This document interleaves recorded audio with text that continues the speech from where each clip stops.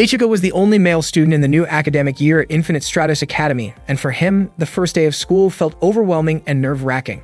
Before long, his homeroom assistant teacher, Maya, stepped up to the front of the class and greeted the students. None of them responded, which made Maya visibly anxious. She explained that everyone there was a new student at Infinite Stratos Academy. Nervously, she mentioned that it was a boarding school, meaning they would be together both during and after school hours. Maya encouraged everyone to get to know each other better so that the next 3 years could be enjoyable for all of them. She then began taking attendance one by one. Ichika looked extremely tense and tried to call out to Haoki, but she turned her head away. Ichika was confused by her reaction. After all, they were childhood friends who had just reunited after 6 years. He started to wonder if maybe Haoki held some resentment toward him. Maya suddenly called Ichika's name loudly, startling him and making the class burst into laughter. She asked him to introduce himself.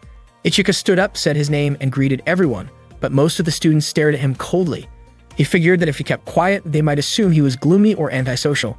He let out a sigh, and everyone thought he was about to say something more, but he ended it there. Suddenly, a teacher entered the classroom and smacked Ichika on the head. He was completely caught off guard when he realized that it was Chifuyu, his older sister. Ichika reflexively called her older sister, but she immediately hit him again and told him to address her as Ms. Instructor while at school. It turned out Chifuyu had been in a staff meeting, so she had asked Maya to handle the welcome for the new students. Ichika was surprised to see his sister at Infinite Stratos Academy. Her job had always been a mystery, and she would only come home once or twice a year. Chifuyu introduced herself as their homeroom teacher and firmly stated that her goal was to make sure every one of them became competent within the year. Her commanding tone and charismatic presence made the students cheer with excitement. Many of them admired her deeply, and some had even enrolled in the academy just to meet her, including one student who came all the way from northern Kyushu. Chifuyu found it ridiculous that so many airheaded students had ended up in her class. Ichika was shocked to learn that Chifuyu would be his homeroom teacher. She questioned why he had failed to properly introduce himself earlier. When he called her older sister again, she pressed his head down once more. The students started to wonder if Ichika's ability to use the Infinite Stratos was because he was Chifuyu's younger brother. Chifuyu told them to settle down. She announced that she would have them master the basics of Infinite Stratos within 6 months. Only after that would they begin practical training. She gave them just half a month to learn the basic movements. The entire class responded in unison, agreeing to the challenge. It turned out that Chifuyu had once been one of Japan's first-generation Infinite Stratos pilots, but one day she suddenly resigned and disappeared from the public eye. Even Ichika never knew that she had become a teacher, and he regretted worrying about her for so long. Maya then explained that Infinite Stratos was a type of multiform suit developed in Japan. It was originally created 10 years ago with the purpose of space exploration, but development was halted under the Alaska Treaty. The treaty prohibited Infinite Stratos from being used as a military weapon, so it was rebranded as a form of competitive sport. Infinite Stratos Academy was the only training school in the world dedicated to its pilots. Students from all over the globe gathered there to learn how to pilot the suits. Technically, only females could operate the Infinite Stratos, and Ichika was the sole exception, the only male in the world capable of using it. During the break, the students kept watching Ichika, curious about the only boy in the world who could operate an Infinite Stratos. Ichika felt uncomfortable and wished someone would come save him. Suddenly, Haoki approached and asked him to step outside the classroom. Ichika asked if there was something she wanted to tell him, especially since they had not seen each other in 6 years. Haoki looked really nervous. Ichika then congratulated her for winning the national kendo tournament. Haoki was surprised and asked how he knew about that. Ichika said he had read it in the newspaper. He smiled and said even though it had been 6 years since they last saw each other, he could still recognize her instantly, especially since her hairstyle had not changed at all. Haoki looked embarrassed but thanked him for still remembering her. Ichika said there was no way he could ever forget her. Just then, the bell rang. A few students had been watching them from a distance, wondering if Haoki might be a friend of Ichika's. Ichika invited Haoki to head back to class. Later that day, Maya had just finished explaining the lesson and asked the students if anyone had questions about the material. Ichika was completely confused and wondered if he really had to memorize everything in the book. Maya walked up to him and asked if there was anything he wanted to ask. Ichika admitted that he did not understand anything at all. Maya was shocked and asked the rest of the class if anyone else was having trouble with the lesson, but no one did, only Ichika was struggling. Then Chifuyu came over and asked Ichika if he had not read the textbook before school started. Ichika said he had accidentally thrown it away. Chifuyu slapped him and told him she would give him another copy, but he had to memorize the entire book within a week. Ichika obviously protested, but Chifuyu firmly insisted. During the next break, a girl named Cecilia approached Ichika.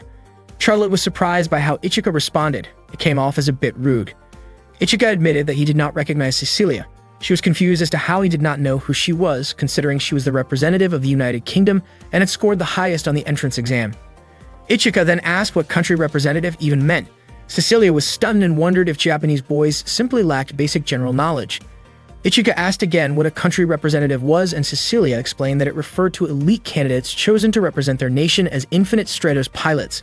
Cecilia proudly described herself as an elite noble and said people should feel honored to be in the same class as her. Ichika replied that this meant he was lucky, which made Cecilia feel like he was mocking her. She could not understand how someone like Ichika had managed to enroll in the Infinite Stratos Academy while knowing so little. As far as she knew, he was supposed to be the only boy able to operate in Infinite Stratos, but now she was disappointed. Cecilia claimed she was generous, so if there was anything Ichika did not understand, she would teach him, as long as he was willing to ask her nicely. She also boasted that she was the only candidate who had defeated her examiner during the entrance exam. Ichika said that he too had defeated his examiner. Cecilia was stunned, unable to believe it. Ichika explained that the examiner charged straight at him, so he dodged, and the examiner ended up crashing into a wall and stopped moving. Cecilia was not having it. She could not accept that Ichika had defeated the examiner after all. She believed she was the only one who had ever done that. Just then, the school bell rang. Cecilia left but said she would continue their conversation another time. Classes ended for the day, and Ichika headed to his dorm room. When he opened the door, he suddenly heard a girl's voice from the bathroom. It turned out to be his roommate, who said she hoped they would get along. The girl had just finished showering and was wearing only a towel. Ichika was shocked to see Haoki in the room. She was extremely embarrassed and quickly tried to cover herself. She asked why Ichika was in her room, and he said he had been assigned to that room too. He had no idea Haoki would be his roommate. Haoki immediately grabbed her kendo stick and attacked him. She even stabbed it through the door as Ichika tried to close it. Ichika wondered if she was trying to kill him. He would have been seriously hurt if he had not dodged. The commotion drew the attention of other students, and soon a crowd had gathered outside the room. They didn't expect that Ichika's room would be located there. Ichika himself was shocked to see the girls dressed so revealingly. He pleaded with Haoki to open the door and let him in. Haoki stepped out of the room and told Ichika to hurry and get inside. Once inside, she asked Ichika to explain why they were assigned to the same room, even though boys and girls had been separated by beds since the age of 7. Ichika said that kind of rule was outdated, but he admitted that sharing a room after the age of 15 could definitely be an issue. Haoki then asked what exactly Ichika was hoping to gain from sharing a room with her. Ichika responded that he wasn't that foolish. Hearing that, Haoki pointed her kendo sword at him and called him an idiot. Ichika tried to block the kendo stick, clearly scared by Haoki's intense expression. Their friends watching from the doorway felt a little sorry for Haoki. Eventually, she ended her attack and quickly closed the door. She told Ichika that they probably needed to set some boundaries since they would be sharing a room. Haoki set up a bath schedule. She would bathe from 7 to 8, and Ichika could use the bathroom from 8 to 9. Ichika said he preferred to shower earlier. Haoki asked if Ichika expected her to stay sweaty after kendo practice. He pointed out that the kendo club had showers too, but Haoki insisted that she couldn't relax unless she used her own bathroom. Ichika mentioned that home bathrooms were definitely more comfortable than school ones, then realized their room didn't even have a toilet. Haoki explained that the toilets were at the end of the hallway. When Ichika commented that the school was full of female students, Haoki immediately brandished her kendo stick again. She knew exactly what kind of thought Ichika was having. Not wanting to back down, Ichika picked up a kendo stick to defend himself. But to his surprise, Haoki's bra had gotten caught on the tip of his kendo. Embarrassed, Haoki quickly grabbed it back. Ichika, completely innocent, commented that he hadn't realized she wore a bra. Flustered and humiliated, Haoki hit him out of frustration. The next morning at the cafeteria, Ichika and Haoki were having breakfast together. Ichika asked how long Haoki was planning to stay mad at him. She denied being upset, but Ichika pointed out that she looked clearly annoyed. While they were eating, some girls at another table were whispering about how Ichika was the younger brother of Chifuyu. Haoki grew irritated when Ichika casually mentioned her childhood nickname. Soon after, 3 girls approached and asked if they could sit beside Ichika. He welcomed them. Their names were Nagi, Yuko, and Hane. They looked excited to sit next to him. Haoki commented on how much food Ichika was eating. In contrast, Ichika noticed how small the girls' portions were and asked if it was okay for girls to eat so little for breakfast. The 3 of them smiled and admitted they preferred to save room for snacks. After finishing her breakfast, Haoki quickly left. Yuko asked if Ichika was close with Haoki. Nanji even knew that they shared a room. Ichika confirmed it and added that he and Haoki had been childhood friends. The 3 girls were surprised. Ichika explained they had been classmates from 1st to 4th grade, though he didn't remember too much about it. Suddenly, Chifuyu arrived and told everyone to finish their meals quickly. Apparently, besides being their homeroom teacher, Chifuryu was also the dorm supervisor for the first years. She warned that anyone who was late would have to run 10 laps around the field. Ichika finally realized why his sister rarely came home. Her responsibilities were overwhelming. During class, Chifuryu informed everyone that there would be an inter-class tournament happening in 2 weeks. Because of that, each class needed to choose a representative. The class representative wouldn't just compete in the tournament, but also attend student council and event planning meetings. Basically, the role would be similar to that of a class president. Chifuryu asked the students to either nominate themselves or someone else. Out of nowhere, one student nominated Ichika, and soon after, a few others followed. Chifuryu asked if there were any other candidates. If not, Ichika would be appointed automatically. But Ichika declined the nomination. Not long after, Cecilia spoke up, saying she wasn't okay with how the selection was being handled. In her opinion, having a male class representative was embarrassing. She admitted she would feel ashamed if Ichika represented the school for the whole year. On top of that, she was already feeling burdened having to live in what she called an underdeveloped country. Ichika didn't take that well and fired back, saying that England wasn't exactly something to be proud of either. According to him, the only thing England would win was a global competition for disgusting food. Cecilia disagreed and said England had plenty of delicious dishes. She got irritated that Ichika was insulting her country. Eventually, Cecilia challenged Ichika to a match and Ichika accepted. Cecilia warned him that if he threw the match on purpose, she'd make him her servant. Ichika then asked how much of a handicap he should give her. That made everyone laugh. They were surprised by how serious Ichika seemed, especially since many believed that men only had the upper hand until Infinite Stratos units were invented. Cecilia mocked Ichika, calling him a funny Japanese guy. One of the students suggested that he ask for a handicap, but Ichika said a man never takes back his word. Chifuryu then stepped in and scheduled the match between Ichika and Cecilia for Monday in Arena 3. She told both of them to get ready. That day, Chifuryu informed Ichika that his Infinite Stratos unit needed more time before it could be used, and since there were no spare units available, the school had decided to build one specifically for him. Upon hearing this, the other students felt quite envious. They wished they could have their own personalized Infinite Stratos as well. Ichika wondered if having a personal unit was really that impressive. Cecilia expressed her delight at the news, saying it pretty much guaranteed the winner of the upcoming representative tournament. From her point of view, it wouldn't be fair if she used a personal Infinite Stratos while Ichika had to rely on a training unit.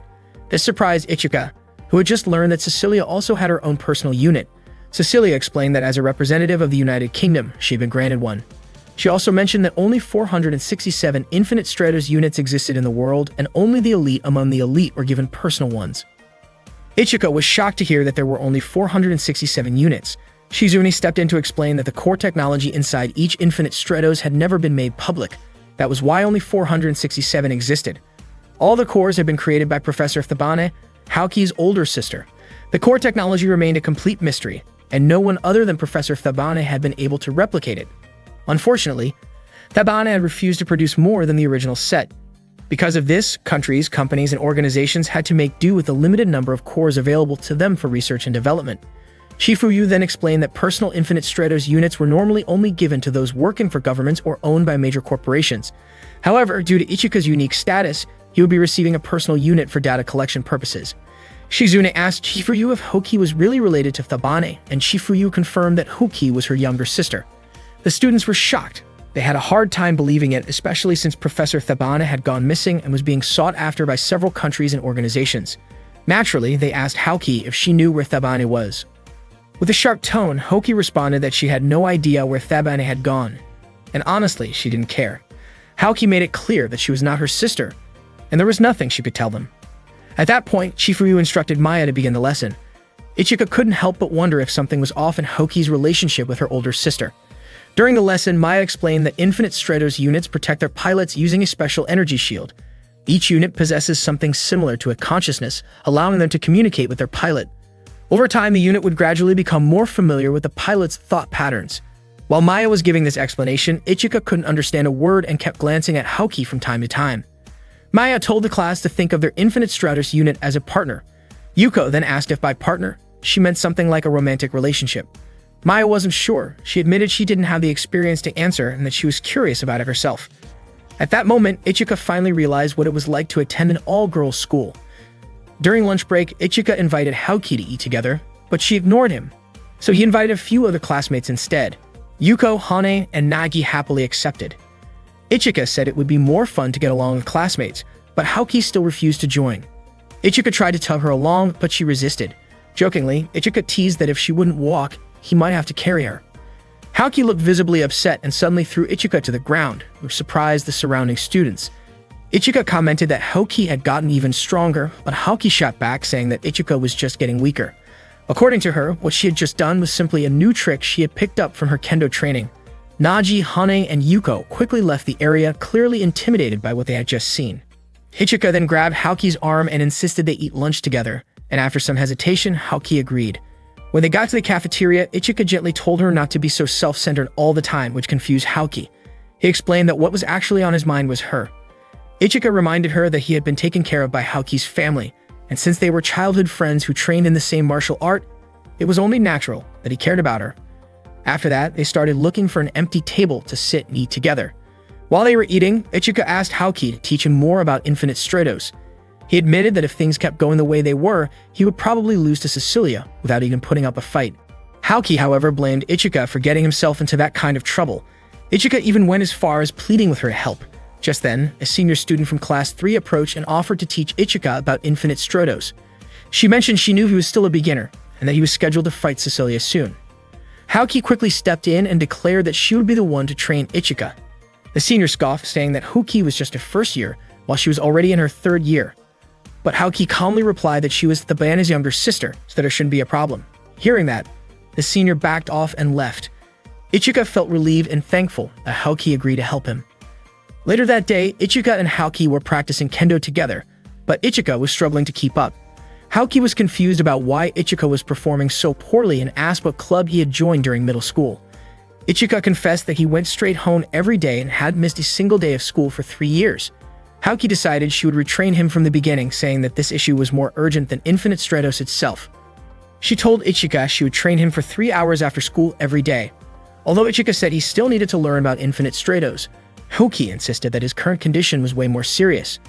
A few nearby students even began to doubt whether someone as unskilled as Ichika could actually control an Infinite Stratos unit. After training, Haoki started questioning whether she had been too harsh on Ichika. Still, she convinced herself that she had done the right thing, especially since he hadn't picked up a kendo sword in over a year. In her eyes, Ichika had changed a lot during the 6 years they had been apart. Determined to help him, Haoki made up her mind to continue training Ichika every day after school. That way, she could also spend more time with him.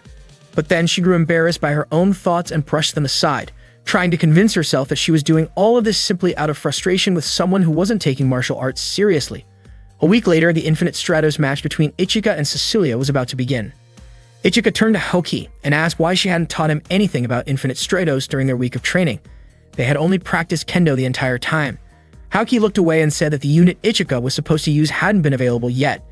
Ichika pointed out that she still could have explained the theory or gone over some basics, but Haoki just kept avoiding eye contact.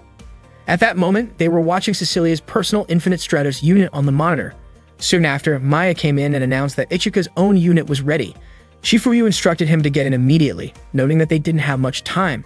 She urged him to start learning how to move during combat right away.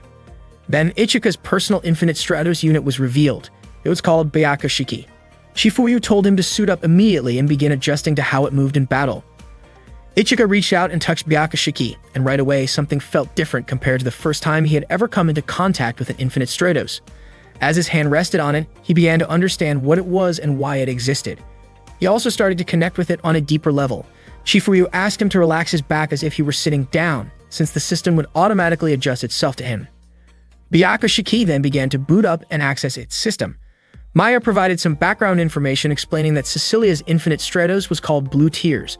Blue Tears was designed for long-range combat, while Byakushiki was equipped with a feature called Absolute Defense. This meant it was built to protect its pilot at all costs against any kind of attack. However, activating this feature would consume a large amount of shield energy. Ichika was ready for his match against Cecilia. He headed straight to the battle arena. Cecilia was already waiting, and with her usual arrogance declared that she would give him a chance to surrender and apologize. Of course, Ichika refused. Cecilia immediately fired at him, landing a direct hit on Byakushiki's shoulder. The audience was stunned. Ichika realized that it felt like he couldn't keep up with Byakushiki's speed. Cecilia kept firing and Ichika did his best to dodge her attacks. Each shot from her kept reducing Byakushiki's shield energy. At that moment, it became clear that Byakushiki only had one weapon and Ichika decided to use it. Cecilia mocked him, calling him foolish for choosing to fight her using a close-range weapon. The students watching the match kept cheering with excitement, while Haoki looked deeply worried about Ichika. Cecilia admitted that Ichika was the first person who had managed to last that long in a debut match against her Blue Tears. She continued to attack, but Ichika kept dodging and closing the distance between them, which made Cecilia nervous. Ichika figured out that Cecilia's weapons were controlled by her commands, and while she was actively using those weapons, she couldn't switch to another type of attack at the same time. Maya commented that Ichika was truly impressive, even saying it was hard to believe this was only his second time activating an Infinite Stratos.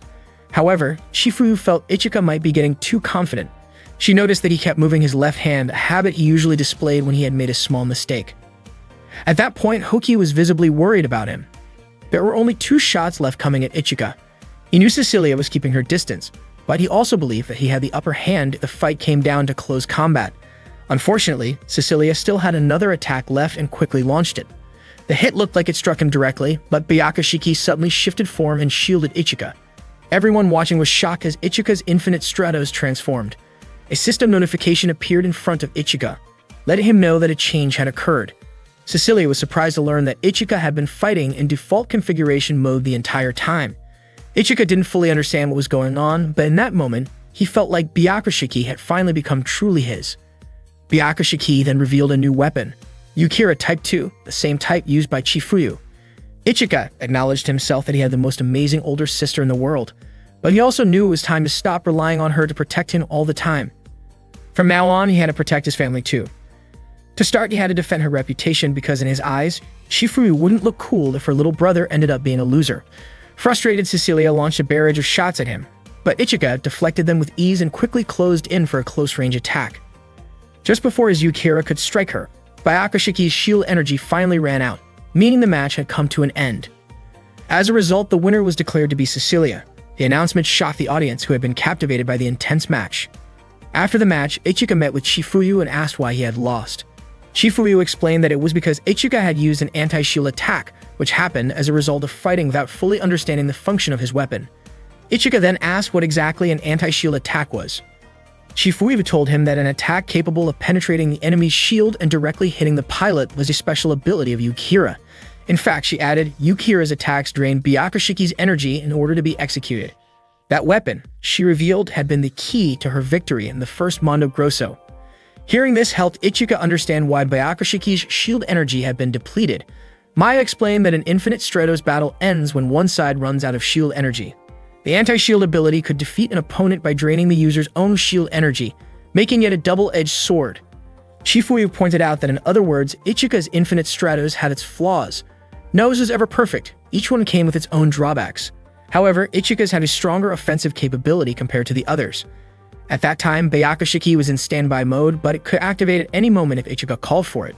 Maya handed Ichika the Infinite Stratos manual and asked him to read through it.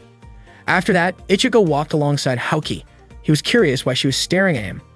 Haoki said losing was more frustrating than she expected and mentioned that starting tomorrow, they would begin training with their own Infinite Stratos units.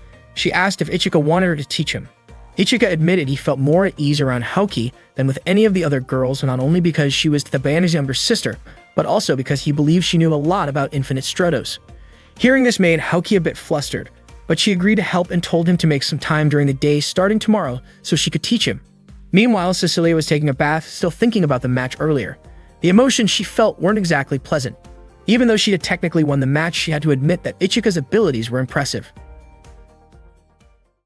That day, the students of Class 101 at Infinite Stratos High School were about to start their basic air movement training with their Infinite Stratos units.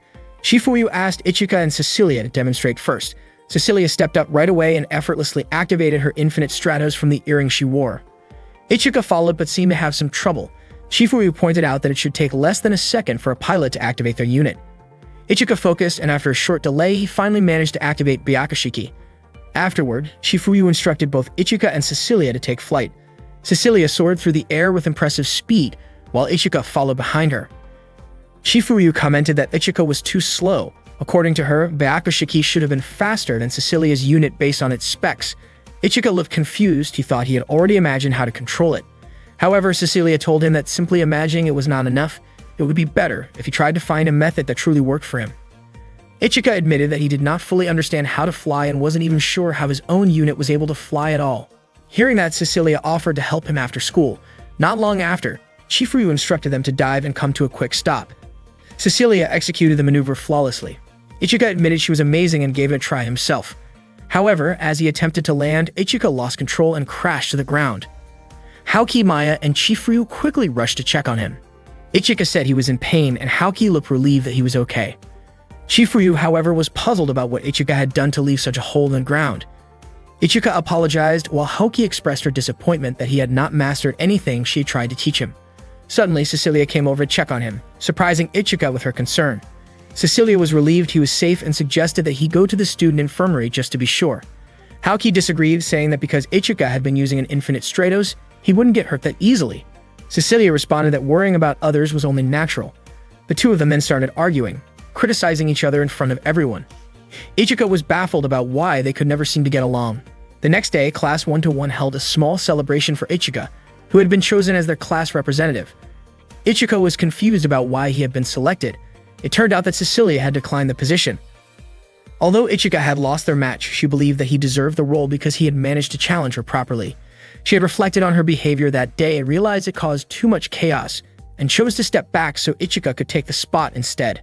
Their classmates agreed and even said that as the only boy in class, Ichika should be pampered. Haoki, standing nearby, looked annoyed by how popular Ichika had become. Ichika noticed for scowling and wondered what was bothering her. Suddenly, a student from the journalism club named Karuko appeared and snapped a photo of Ichika. She asked to take a picture of him and Cecilia together. Since they were a well-known duo, both having personal Infinite Stratos units, Karuko even requested them to pose with a handshake. Cecilia looked delighted and asked if she could get a copy of the photo as well. Karuko promised she would send her one. As they stood side by side and leaned in slightly for the shot, Haoki could be seen frowning nearby.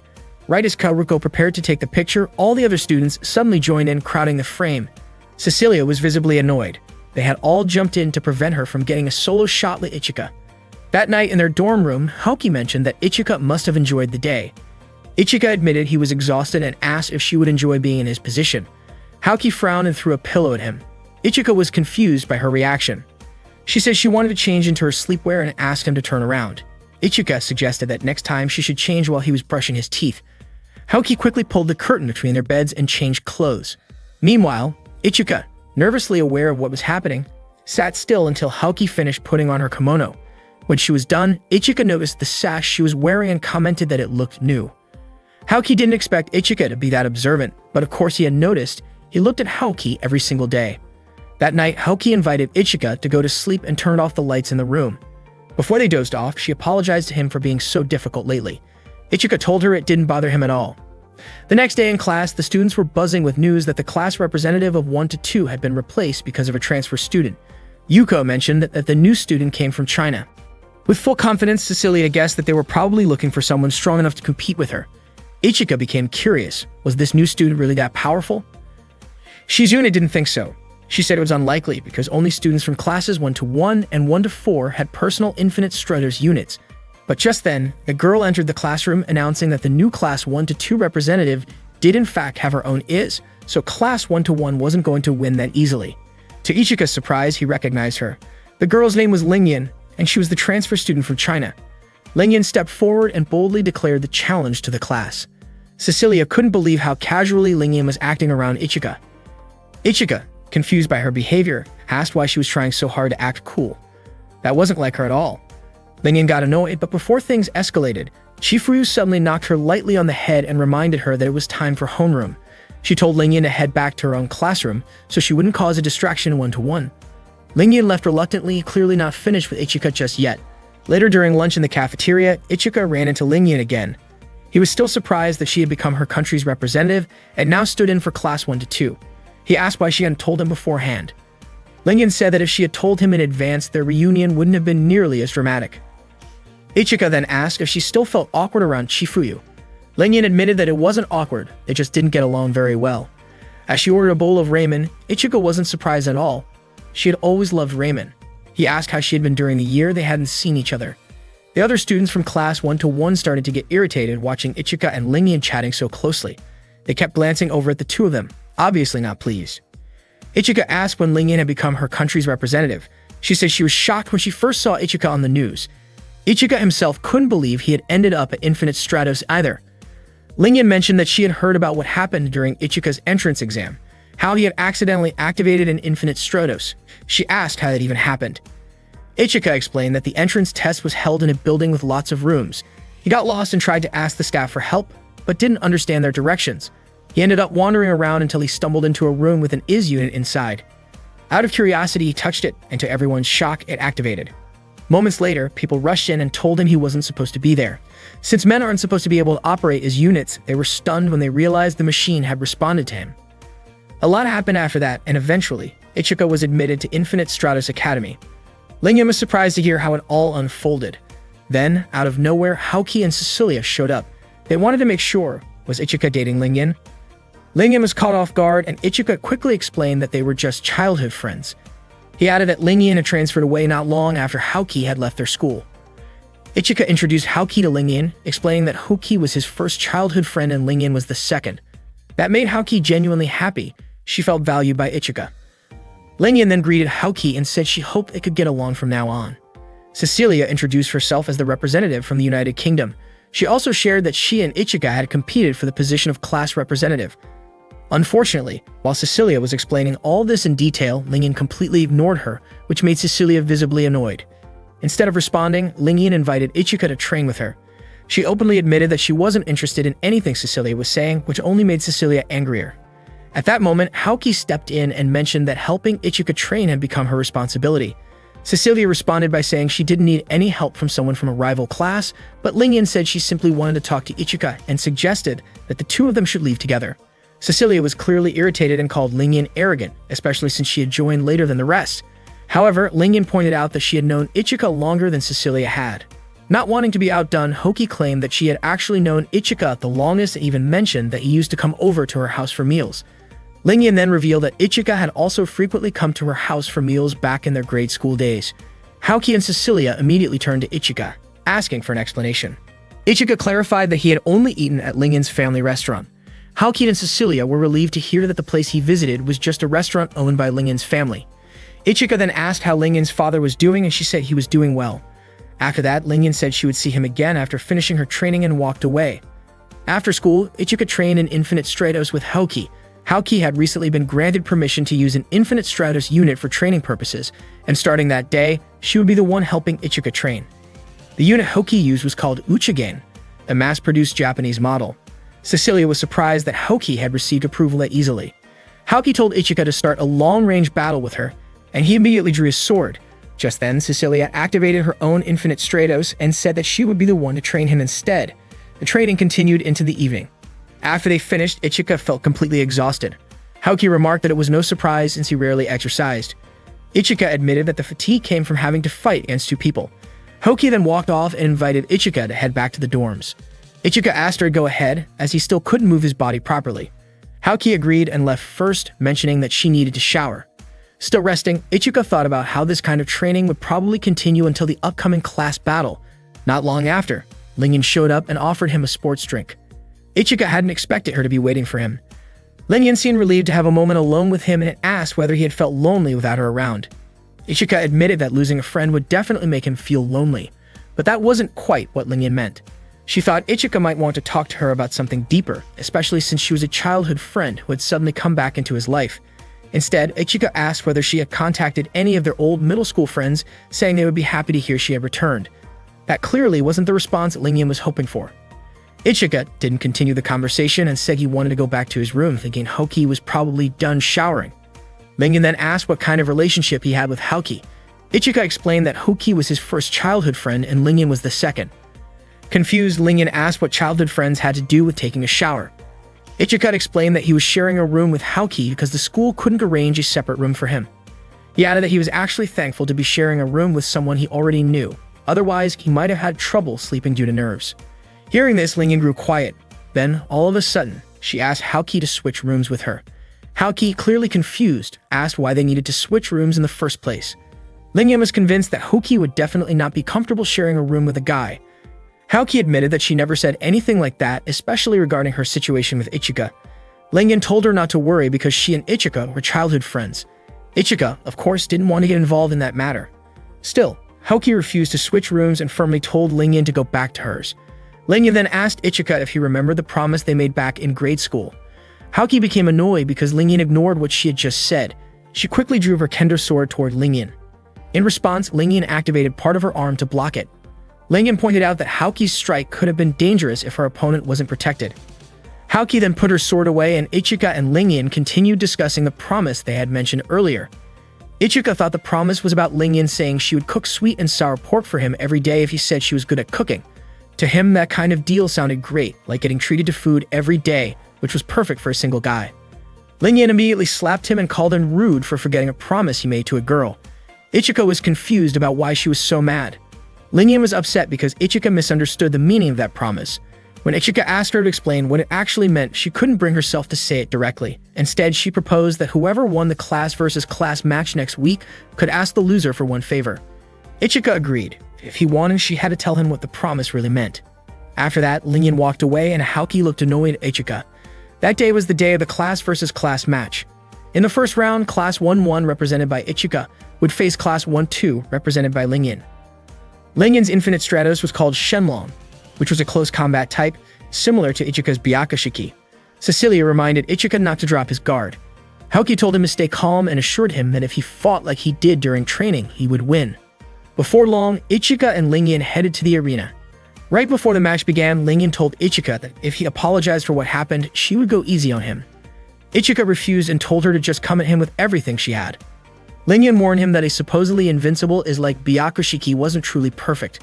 With enough power to surpass its shield, someone could injure their opponent without needing to defeat them entirely. Shortly after, the match between Ichika and Lingyan began. That day, an interclass match was being held. In the first round, Ichika represented Class 1-1 and faced off against Lingyan from Class 1-2. Lingyan quickly drew her sword and launched it toward Ichika, but he managed to block the attack. Lingyan praised him for being able to stop her first move. Without wasting a moment, Lingyan duplicated her swords and launched another assault. Ichika did his best to block her attack, pushing himself to the limit, which fired up the crowd with excitement. Haoki was watching from the monitor room alongside Cecilia, Chifuyu, and Maya. Haoki looked genuinely worried about Ichika's condition, while Cecilia seemed confused about what he was doing. She urged him to use the cross-grid turn maneuver that she had taught him earlier.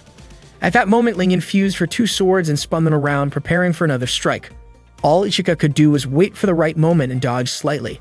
Lingyan fired a cannon blast that only grazed him, but before he could react again, she unleashed another shot, which sent Ichika crashing to the ground. Haoki was shocked by the sudden attack. Maya explained that Lingyan had just used a pressure cannon. That weapon gathers compressed air and shoots it out like a bullet. It turned out that Lingyan's Infinite Stratos was a third-generation unit, just like Cecilia's Blue Tears.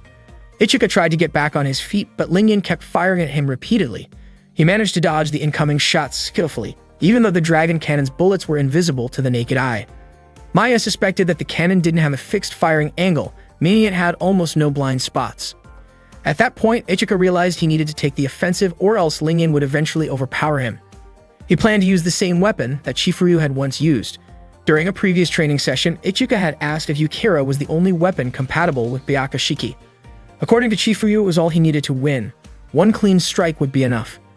Ichika had told her not to compare him to a world champion. Chifuyu believed that a beginner like Ichika wouldn't survive a long-range battle. She explained that fighting from a distance meant he had to factor in recoil control, shot trajectory, range estimation, quick stops, absolute rotation, as well as weapon characteristics, air pressure, enemy shield types, and more. Ichika was overwhelmed by how much she listed. Chifuyu had pointed out that Ichika was better off focusing on one thing at a time since he was her younger brother. Back in the match, Ichika planned to launch a shield-breaking attack and believed he could pull it off. He called out to Lingyan and told her that from that moment on, he would fight her seriously. Lingyan looked thrilled to hear that. Ichika took off at full speed, hoping Lingyan would chase him. Meanwhile, Maya, who was still observing the match, suspected that Ichika had a plan. Chifuyu confirmed it, saying he was probably about to use Ignition Boost, something she had taught him herself. Ignition Boost was a surprise maneuver that dramatically increased his speed, allowing him to close the distance with his opponent. If the timing was perfect, he could win the match, but it could only be used once. Lingyan kept attacking, firing shot after shot. Ichika increased his speed to dodge them all. When he finally got close enough, he used the Yukira sword. The attack was powerful enough to damage the arena's shield system and trigger a huge explosion. Everyone watching was stunned, unsure of what just happened. Some even thought it was an earthquake. Haoki looked deeply worried about Ichika. Maya quickly reported that there had been structural damage and that it seemed like someone had breached the protective shield. Chifuyu announced that the match was over and ordered both Lingyan and Ichika to stand down immediately. The crowd panicked and people began running for safety. Ichika didn't understand what was happening. Lingyan contacted him to say the match had been cancelled, and she invited him to return to the base with her. Suddenly, an alert went off. An unidentified Infinite Stratos had locked onto a target, and that target was Ichika. Lingyan panicked and told Ichika to head back while she bought him some time. She urged him to escape right away, but Ichika refused to leave a girl behind in such a dangerous situation. Lingyan told him that she was stronger than he was, so he needed to go. She also said she had no intention of fighting until the end, believing the teachers would arrive soon to take care of the threat. Suddenly, a cannon blast was fired toward Lingyan, but fortunately, Ichika quickly jumped in and saved her. The cannon attack was far more powerful than anything Cecilia had ever launched. Lingyan felt deeply embarrassed because Ichika had lifted her up in his arms and she started hitting him in protest, trying to get him to put her down. Before long, the attack came again. From the explosion emerged an unidentified Infinite Stratos unit. Ichika tried to ask what its intentions were, but there was no response. Shortly after, Maya contacted Ichika, urging him to leave the area immediately. She explained that the teachers were on their way with their own Infinite Stratos units to deal with the situation. However, Ichika refused and said he would hold off the attacker until all the students had evacuated. Maya strongly advised against that, but Ichika insisted. He asked Lingyan to get ready to fight. Still feeling flustered after being carried, Lingyan continued to squirm and demanded that Ichika let her go. The unidentified Infinite Stratos began bombarding them with rapid fire. Lingyan remarked that whoever was piloting it seemed extremely enthusiastic. She then told Ichika to charge at the enemy with Yukihira, while she would provide support. They got ready to execute the plan. The unknown unit aimed at Lingyan, who fired back with her own cannon. The two engaged in an intense exchange, flying higher and higher into the sky.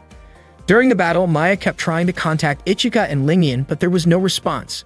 Chifuyu, observing the situation, told Maya to leave them be. After all, they had volunteered to fight. Maya wondered if Chifuyu wasn't worried, but Chifuyu calmly advised her to stay composed and have some coffee. As she stirred her cup, she accidentally added salt instead of sugar. Maya, Haoki, Cecilia, and Chifuyu continued monitoring the battle from the control room. Seeing how dangerous things looked, Cecilia asked Chifuyu for permission to deploy her Infinite Stratos so she could assist Ichika and Lingyan. But unfortunately, the area's security level had been raised to level 4, and all the doors had been locked. They suspected the unidentified was behind the lockdown, which meant Ichika and Lingyan couldn't escape, and no one could go in to help them. The battle raged on. Ichika took a heavy hit from the unknown unit. Meanwhile, the students inside couldn't get out due to the locked doors. Cecilia suggested contacting the government to declare a state of emergency. Chifuyu told her that it had already been done, and some of the third-year students were currently trying to break through the system. If they managed to override the lockdown, reinforcements could be sent in. Cecilia, feeling helpless, realized all she could do was wait. Chifuyu pointed out that Cecilia wasn't technically suited for backup. Blue Tears was optimized for solo combat against multiple targets. In a team setting, Cecilia could potentially be more of a hindrance than a help. Cecilia was clearly offended by that, but Chifuyu challenged her by asking whether she had ever done any team coordination drills. What was her role in a group strategy? What did her team attacks look like in simulations? What kind of enemy strength had she faced, and how long could she stay active? Cecilia couldn't come up with an answer. Haoki kept watching Ichika's movements on the monitor. At that moment, Lingyan managed to land a hit on the unidentified and Ichika moved in to follow up with a strike. But something was off. He was struggling.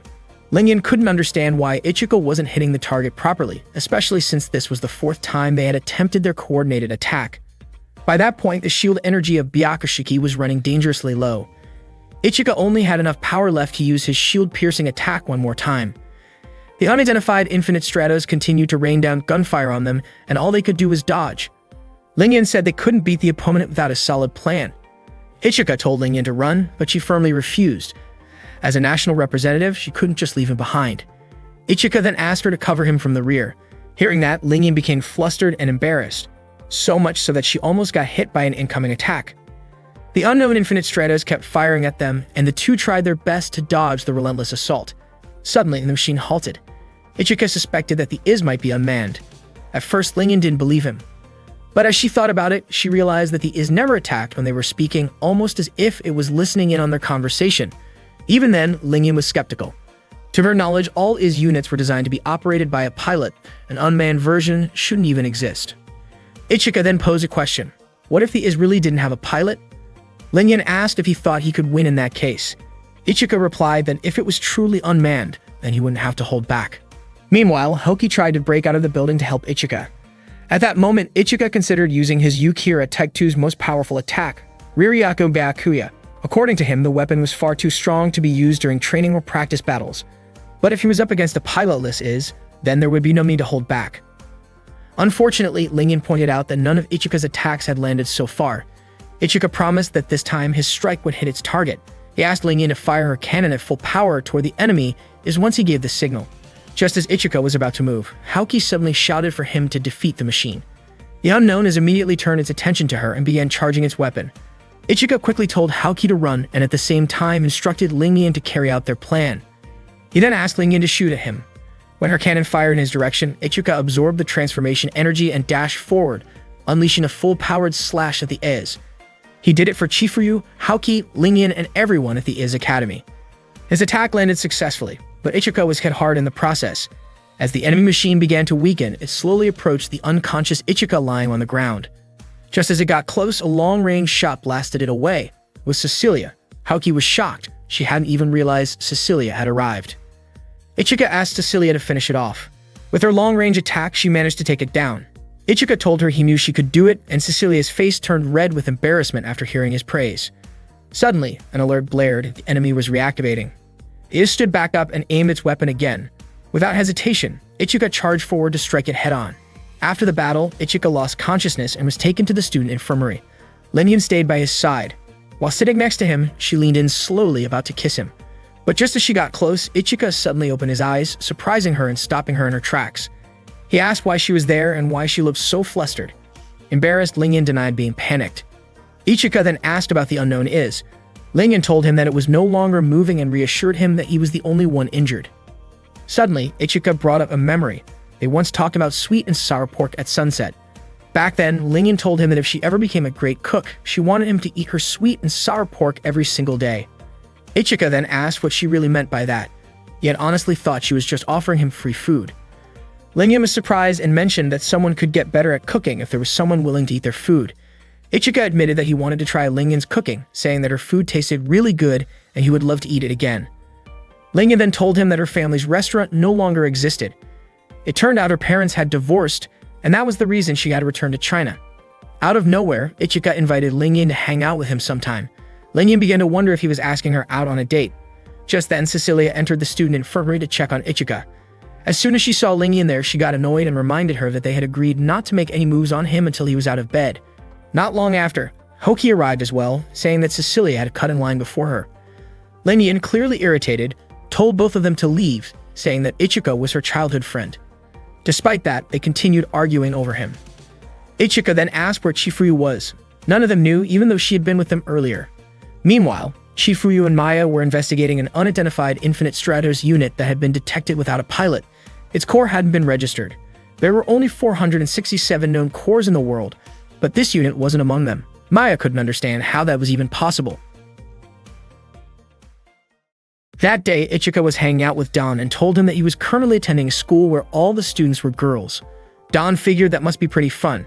Ichika said he was really glad that Lingyan had also enrolled in the same school, since it gave him someone to talk to.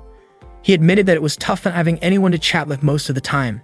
Not long after, Don's younger sister Ron walked in to let him know that lunch was ready. She was surprised to see Ichika in Don's room, and Ichika greeted her casually.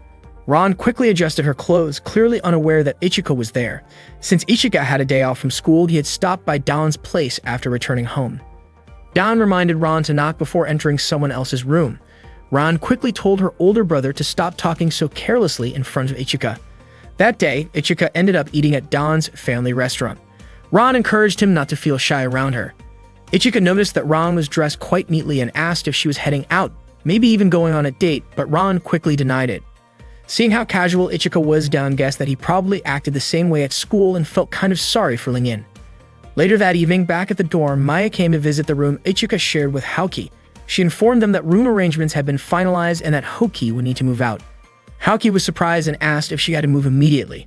Maya explained that the school couldn't allow male and female students to stay in the same room for that long, and she also believed that there was no way they had been able to relax the entire time. Ichika told Haoki not to worry about him. He even commented with a grin that waking up without her in the room might actually be refreshing. Hearing that, Haoki looked visibly annoyed and said she was ready to move out right away. Ichika was confused about why she seemed so irritated, but decided not to dwell on it. A short while later, Haoki knocked on Ichika's door. Ichika thought maybe she had left something behind, but it turned out she wanted to talk to him about an upcoming one-on-one match. She told Ichika that if she won the match, she'd take him somewhere afterward. Unexpectedly, Nagi, Hane, and Yuko overheard the conversation and were thrilled by the news, thinking it would become the talk of the school. The next day, students in class were buzzing about the rumored one-on-one match happening next month, where the winner would supposedly get to go on a date with Ichika. Somehow, the story had gotten twisted, and it was no longer accurate. Yuko and Nagi were confused about how it had spread like that. That morning, Ichika entered the classroom and asked his classmates what rumors they were talking about, but no one wanted to tell him. A few moments later, Chifuyu entered the room to begin the lesson. Maya then announced that a new transfer student would be joining their class that day. Soon, a student entered and introduced himself at the front of the class. He said his name was Charles, and that he had come from France. He mentioned hearing that there was a guy at this school who looked just like him, so he decided to enroll at Infinite Stratos. The whole class erupted in excitement because another male student had joined them. Chifuyu quickly calmed everyone down and announced that Class 1-1 would be training with Class 1-2 that day. She told them all to change clothes and gather at the second field. She also asked Ichika to look after Charles. Charles greeted Ichika and introduced himself properly, but Ichika didn't respond right away because he was in a rush to get ready. He grabbed Charles by the hand and led him out of the classroom so the girls could change clothes. Ichika brought him to the locker room and was confused when Charles seemed to be shivering slightly. Suddenly, some of the girls blocked their way, clearly excited and impressed by both Ichika and Charles. Ichika quickly told Charles they needed to run. Charles was confused about why everyone was acting so wild, so Ichika explained that the reason was simple. He and Charles were the only boys in the entire Infinite Stratos school. They managed to make it to the locker room, and Charles apologized for being a hassle on his first day. But Ichika told him not to worry about it and actually thanked him. Having another guy around meant a lot, and Ichika hoped they could get along well. He then properly introduced himself to Charles. Before they knew it, they were almost late. Ichika quickly started changing clothes.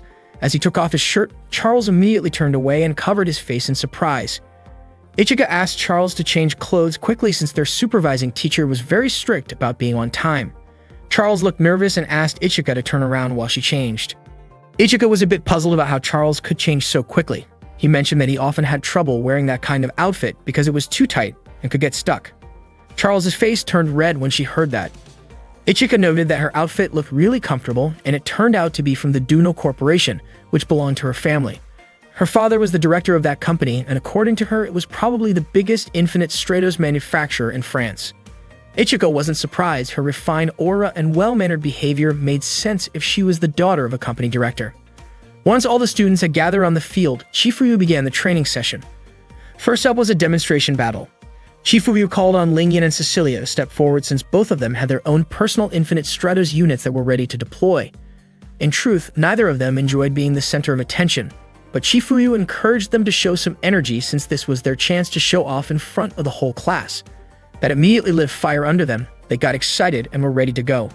Cecilia and Lingyan were eager to fight each other, but to their surprise, their opponent turned out to be Maya. Suddenly, Maya activated her Infinite Stratos and accidentally fell from a height, landing on Ichika.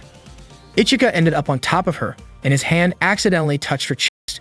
Maya reminded Ichika that this wasn't something he should be doing, but if it kept happening, then Chifuyu would become her sister-in-law, and that wouldn't be too bad. Ichika quickly pulled his hand away, clearly flustered.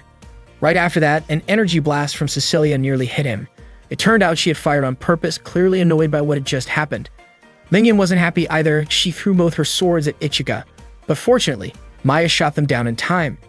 She asked if Ichika was okay, and he thanked her for saving him. Chifuyu then explained to the students that Maya used to be a candidate to represent her country, and for her, dealing with attacks like that was nothing. Maya humbly stated that she was just a former candidate, nothing more. Chifuyu then instructed them to begin the match. Cecilia asked whether the battle would really be a 2-on-1 fight, and Lingyan expressed her concern too. Chifuyu reassured them not to worry. If Maya was using her full strength, they would likely lose regardless. Tralek gave the signal, and the battle began.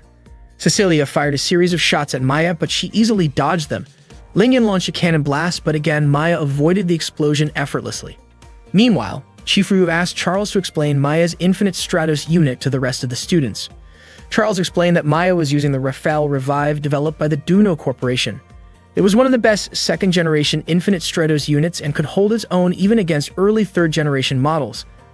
Among the mass-produced units at the time, it was the most advanced and ranked as the third best-selling model.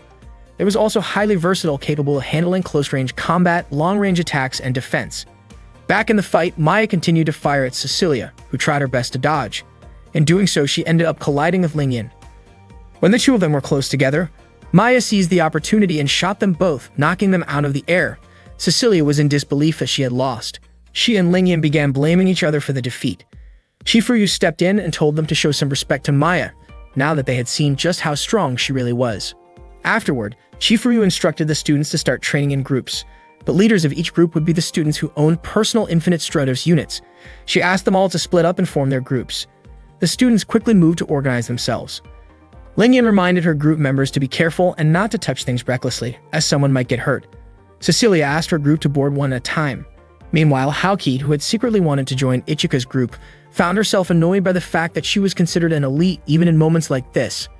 Ichika directed his group members to board in order, following their number sequence. The first in line was Kyoka, a girl from the handball club. She shared that she enjoyed watching sports and jogging.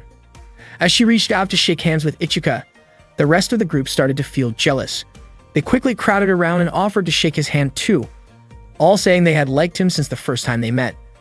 Apparently, Charles had experienced the same situation before as well. Kyoko was wearing her Infinite Stratos suit and tried walking slowly. She admitted that the training made her heart race. Ichika called the next person, and Haoki stepped forward, saying that she couldn't climb up to the control unit. Maya asked Ichika to help Haoki use Byakushiki to get her up there. Without hesitation, Ichika lifted Haoki and carried her up princess style. It was her first time being carried like that. Ichika asked her to activate the Infinite Stratos and start using it. Out of nowhere, Haoki asked whether Ichika had any plans during lunch. She then asked if they could eat together, and Ichika agreed. Unfortunately, the lunch Haoki had dreamed of sharing alone with Ichika turned out to be a group lunch with Charles, Cecilia, and Lingyan. Ichika felt that it would be more fun to eat together, especially since Charles had just transferred and still didn't know much about the school. Ichika, Cecilia, and Lingyan exchanged intense stares. Charles began to feel awkward being there with all of them, but Ichika reassured him that it was fine since they were both guys and also roommates. Charles thanked him, and Lingyan was curious why Ichika seemed flustered. At that moment, Lingyan brought out some sweet and sour pork she had made herself. She explained that she prepared it earlier that morning because Ichika had said he really wanted to try her cooking. Cecilia chimed in, saying she also woke up early to prepare something. She had made sandwiches, hoping to show that British food could taste great too. Ichika tried the sandwich first, but it seemed like he didn't quite enjoy the taste. He then turned his attention to Haoki's lunch. Haoki's bento looked luxurious. She admitted she had prepared it with care, originally intending to eat it by herself. Ichika tasted it and found it delicious, certain that she had put a lot of effort into making it. Haoki smiled and revealed that the dish was seasoned with ginger, soy sauce, grated onion, a bit of pepper, and a secret ingredient, grated radish. Ichika was clearly impressed by the flavor, and Cecilia and Lingyan started to look annoyed. Ichika asked why Haoki wasn't eating, and she told him that she had already eaten the failed batch. Seeing how happy she was that Ichika liked her cooking, he offered her a bite, feeding her directly. Haoki's face turned bright red as she accepted the bite. She admitted it was really good, though it wasn't just about the karage. Charles then commented that what they just did looked like something couples do, feeding each other. She said the two of them looked very close. Lingyan and Cecilia didn't seem too happy to hear that. Charles then suggested that they all share their lunches and feed each other, saying there was nothing wrong with that. Ichika agreed, and so did Lingyan. Cecilia, although usually opposed to anything outside of proper table manners, said she should probably follow Japanese customs in this case. Lingyan then offered her sweet and sour pork to Ichika, and Cecilia also moved to feed him her sandwich. Later that night, Ichika and Charles were chatting in their room. Charles asked why Ichika trained with the Infinite Stratos after school. Ichika explained that he needed the extra practice because he had fallen behind the others. Charles said she wanted to join in as well, especially since she had her own personal Infinite Stratos and could possibly be of help. Ichika happily agreed. The next day at school, Maya brought more exciting news. Another transfer student had joined Class 1-1. This new student was from Germany and her name was Laura. The class was surprised since it was the second day in a row they had a transfer student. Maya asked everyone to stay calm because Laura hadn't finished introducing herself yet. Chifuyu then asked Laura to introduce herself properly. Laura addressed Chifuyu as coach, which led Ichika to guess that she must have known Chifuyu from her time in Germany. After her brief introduction, Laura suddenly slapped Ichika across the face, shocking the entire class. She then stated that she refused to acknowledge Ichika as Chifuyu's younger brother. As usual after school, Ichika was training with his Infinite Stratos. That day, he was practicing together with Haoki, Cecilia, and Lingyan. Haoki taught Ichika how to properly attack using a sword. Lingyan guided him to understand the essence of Infinite Stratos by feeling it, while Cecilia gave him instructions on defense and evasion. But all of their explanations only left Ichika feeling confused. He didn't understand any of it. The girls were puzzled as to why Ichika couldn't grasp the basics. Not long after, Charles arrived with her own Infinite Stratos and invited Ichika for a practice match. Ichika agreed. Their match quickly caught the attention of other students who gathered to watch. Charles was piloting Raphael Revive, a second-generation Infinite Stratos from France. As the match began, Ichika immediately drew Yukihira. Charles launched into the air and began firing down at him from above. The students were amazed by the intensity of the battle. Haoki looked especially worried about Ichika. He tried to fight back, but Charles dodged his attack and countered, repeatedly targeting him until Byakushiki's shield energy was completely depleted. After the match, Charles explained that Ichika had lost because he still wasn't capable of long-range attacks. She asked if Byakushiki didn't come with an equalizer. Ichika replied that all of Byakushiki's bust slots were already occupied. Charles pointed out that this setup allocated more power to his one-off ability. The one-off ability is a feature that activates when the Infinite Stratos and its pilot are in perfect sync. In the case of Byakushiki, that ability is called Raryakubakia. Ichika said Charles' explanation was the first one that actually made sense to him. At that moment, Haoki, Lingyan, and Cecilia were watching from a distance and clearly annoyed. None of them could believe that Ichika only understood things when Charles explained them. Ichika thought the Raryakubakia was a wild move, especially since it used up shield energy to launch an attack. Charles said the ability was similar to the one used by Chifuyu's Infinite Stratos. But just because Ichika and Chifuyu were siblings didn't mean he could master that kind of power without serious effort. Charles then offered to help Ichika train for long-range shooting. Ichika was hesitant, saying he probably couldn't use someone else's equipment. But Charles clarified that if the original owner disabled the safety lock, then any registered pilot could use it. She helped Ichika aim by guiding his arm, and their close proximity made Haoki, Lingyan, and Cecilia visibly irritated. Charles continued helping him aim at a few targets in front of them. She then asked Ichika what he thought about this way of practicing. Ichika said the movements were really fast. Suddenly, Laura appeared piloting a third-generation German Infinite Stratos model that was reportedly still in the experimental stage. Lingyan looked frustrated by Laura's presence. After all, Laura had slapped Ichika in class not long ago. Without warning, Laura challenged Ichika to a fight. Ichika declined, saying he had no reason to battle her. But Laura insisted that she had her own reasons. Ichika suggested she wait, since there was going to be an inter-class match soon anyway. Ignoring his words, Laura fired a sudden shot at Ichika. Charles quickly moved in and shielded him. Charlotte commented that the German girl seemed to have a short temper for attacking so suddenly. Charles immediately raised her weapon toward Laura. Laura arrogantly dismissed the French-made second-generation Infinite Stratos, belittling its capabilities. Charles, however, confidently defended her machine, saying it was far more practical than a third-generation German unit that might never be ready for mass production. Just as the confrontation escalated, Chifuyu stepped in and sternly reprimanded the students. Laura backed off and left for the day. Still curious, Haoki asked Ichika what had just happened. Meanwhile, Cecilia asked Ichika what kind of relationship he actually had with Laura. In the locker room, Charles approached Ichika and asked if he was okay. Ichika thanked Charles for helping him earlier. Charles was about to head back to the room first, and Ichika asked why he did not just take a shower there. He also pointed out that Charles had never changed clothes with him before, which made him curious. Charles tried to avoid the topic, but Ichika grabbed his arm and even wrapped his arm around him.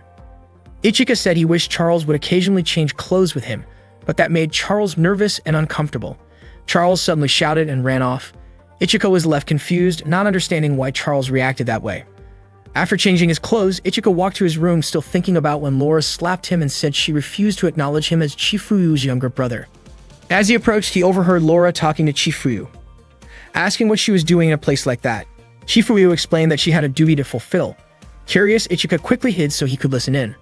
Laura questioned what kind of duty Chifuyu could possibly have on that eastern island. She pleaded with Chifuyu to return to training in Germany. From Laura's perspective, not even half of Chifuyu's abilities were being put to proper use at the school. She felt that the students there were not worthy of Chifuyu's guidance, claiming that they lacked awareness about Infinite Stratos and treated it more like a fashion statement than something serious. To Laura, Chifuyu was wasting her time.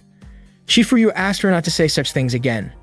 She told Laura that she had become someone important to her, especially since they had not seen each other for a while. Then she asked if Laura had ever thought of herself as someone chosen at the age of 15.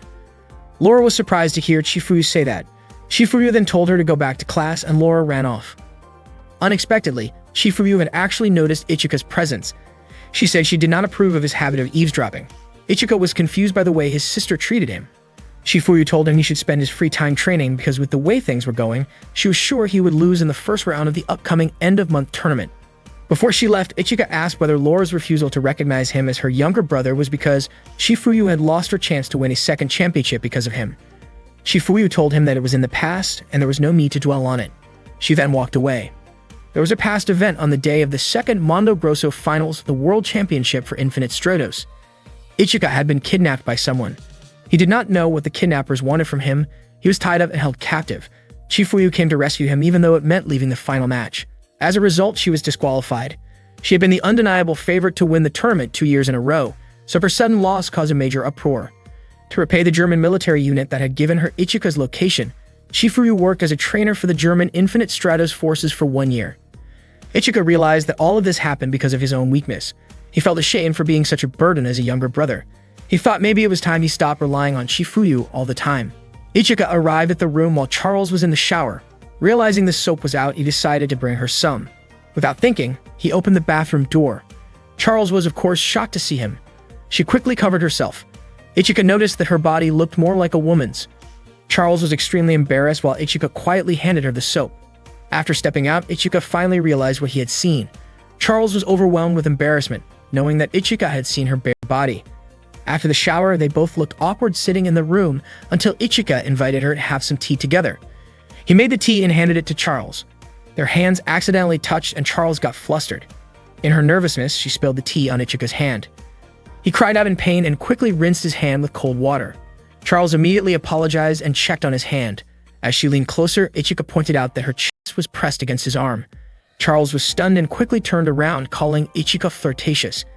Ichika, in turn, was confused by her accusation. Afterward, Ichika asked why she was pretending to be a boy. Charles revealed that it was her parents' decision. It was a direct order from the director of Duno. Charles shared that he wasn't born from the official wife of the Duno director. He opened up about having lived apart from the director for several years before being brought into the family 2 years ago. When Charles' mother passed away, staff from the Duno company came to pick him up.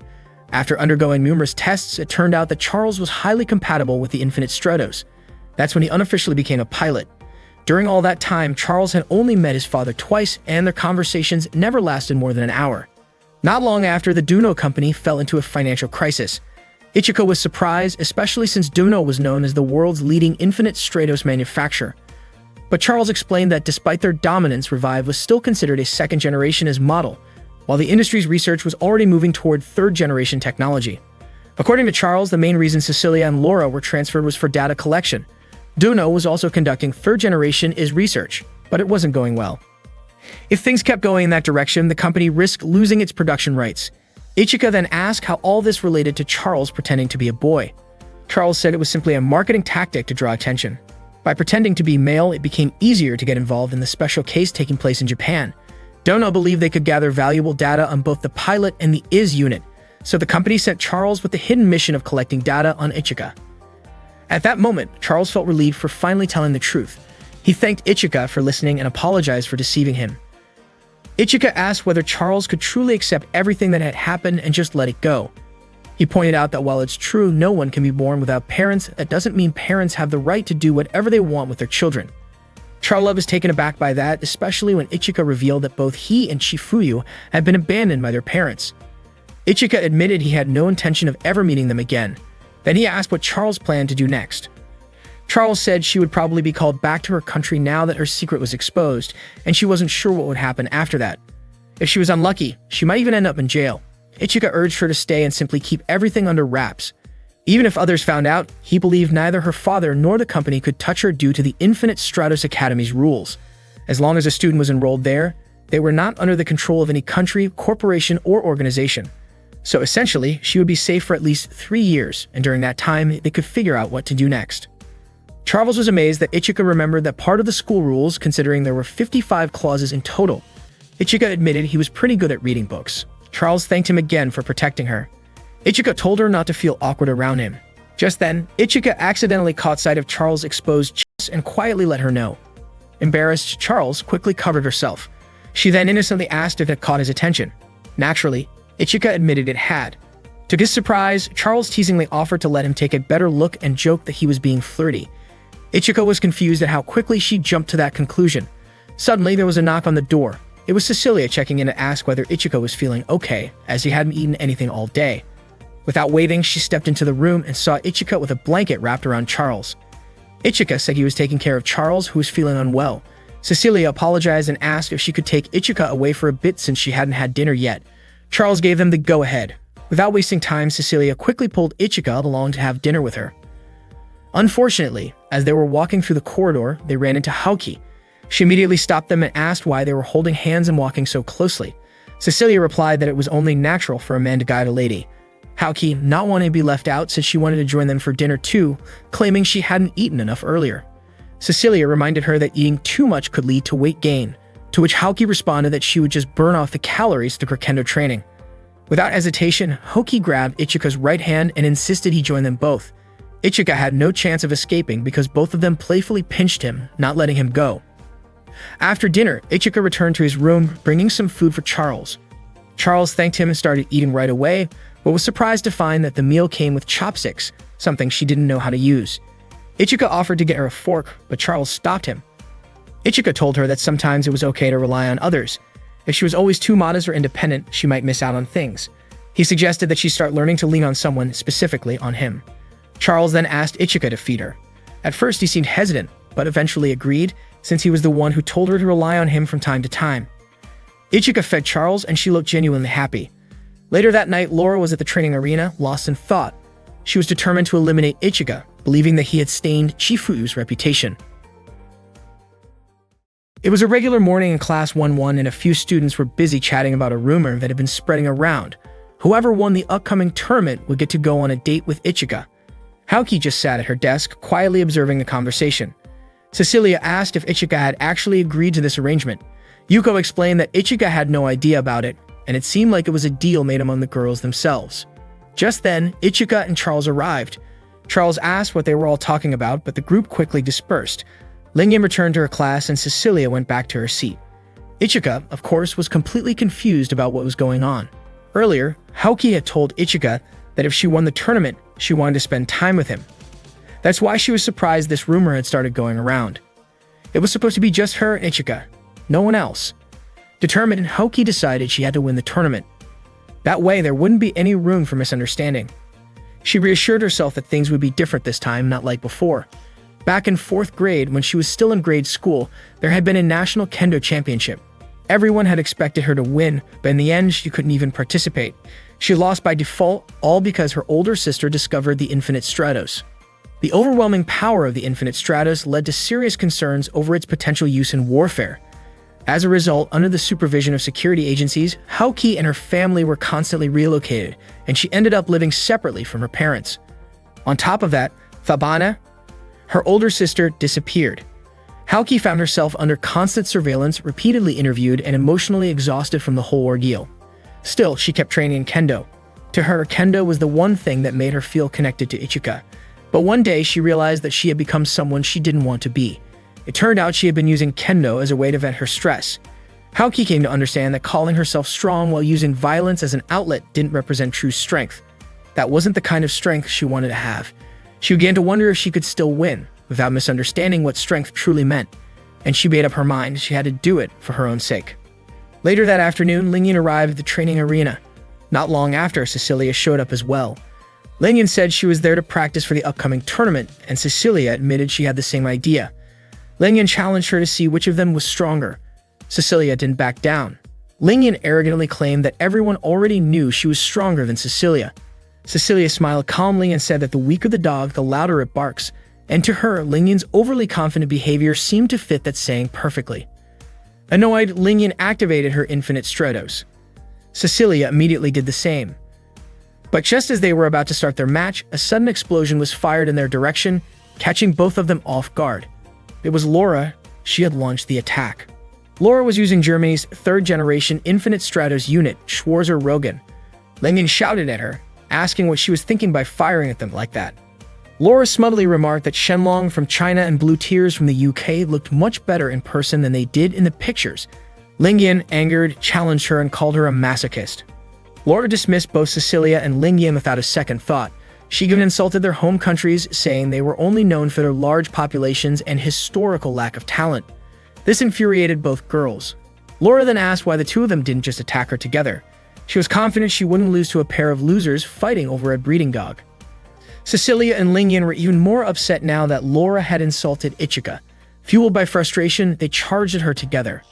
At that moment, Ichika and Charles were walking toward the training area when they overheard other students mentioning that the representatives of 3 countries were currently training at Arena 3. Shocked, they rushed over. Shortly afterward, Hoki arrived too, curious about what was going on. Ichika had no idea what Cecilia, Lingyan, and Laura were even doing. The battle raged on. Lingyan launched her Ryuhao attack, but Laura confidently said it was useless. Ryuhao couldn't penetrate the electric shield of Schwarzer-Rogan. Laura managed to stop Ryuhao's attack from Lingyan using her AIC. AIC, which stands for Active Inertial Canceller, is a third-generation weapon from Schwarzer-Rogan, also known as the Inertial Arrest ability. At that moment, Lingyan kept firing, but Laura easily neutralized her attacks. Lingyan couldn't believe her weapon was ineffective against Laura. Laura then extended a rope to trap Lingyan with ease, and she wondered why Lingyan's Infinite Stratos was considered a third-generation model. Cecilia immediately fired at Laura, who tried to dodge. Both of them exchanged shots, but unexpectedly, Laura threw Lingyan, still caught in the rope, towards Cecilia, causing both of them to fall. Laura approached them as Lingyan attempted to fire a cannon at her, but Laura shot first. Seeing this, Cecilia launched a missile at Laura, resulting in a big explosion. Lingyan called Cecilia reckless for firing a missile from such close range. Cecilia guessed that Laura must have been hurt. Surprisingly, Laura wasn't affected by the blast, and it was her turn to counterattack. Laura trapped both Lingyan and Cecilia's necks with her rope weapon and then hit them hard. They couldn't fight back because they were restrained. The attack was fierce, and there was even a warning that the force had exceeded the safety limit for their well-being. Seeing this, Charles became worried since Lingyan and Cecilia's shield energy wouldn't hold much longer. Haoki said if the damage kept increasing and their Infinite Stratos were forcibly shut down, their lives could be in danger. At that time, Laura continued to strike the helpless Lingyan and Cecilia. Haoki was reminded of a past kendo match where power was used irresponsibly. Ichika tapped the arena's protective barrier and asked Laura to stop fighting, but Laura just smiled. Ichika immediately activated his Infinite Stratos, broke the arena's shield, and drew his weapon to attack Laura. However, Laura stopped him easily, and Ichika found that he couldn't move his Infinite Stratos at all. Then Lingyan and Cecilia's Infinite Stratos disappeared, and both of them collapsed exhausted. Laura called Ichika foolish because his moves were predictable and emotional. To her, Ichika wasn't a match since he was nothing more than an insignificant little person in front of her and Schwarzer-Rogan. Just as Laura was about to shoot him, Charles rained down gunfire from above, continuously attacking Laura. Meanwhile, Ichika quickly took Cecilia and Lingyan to a safer spot.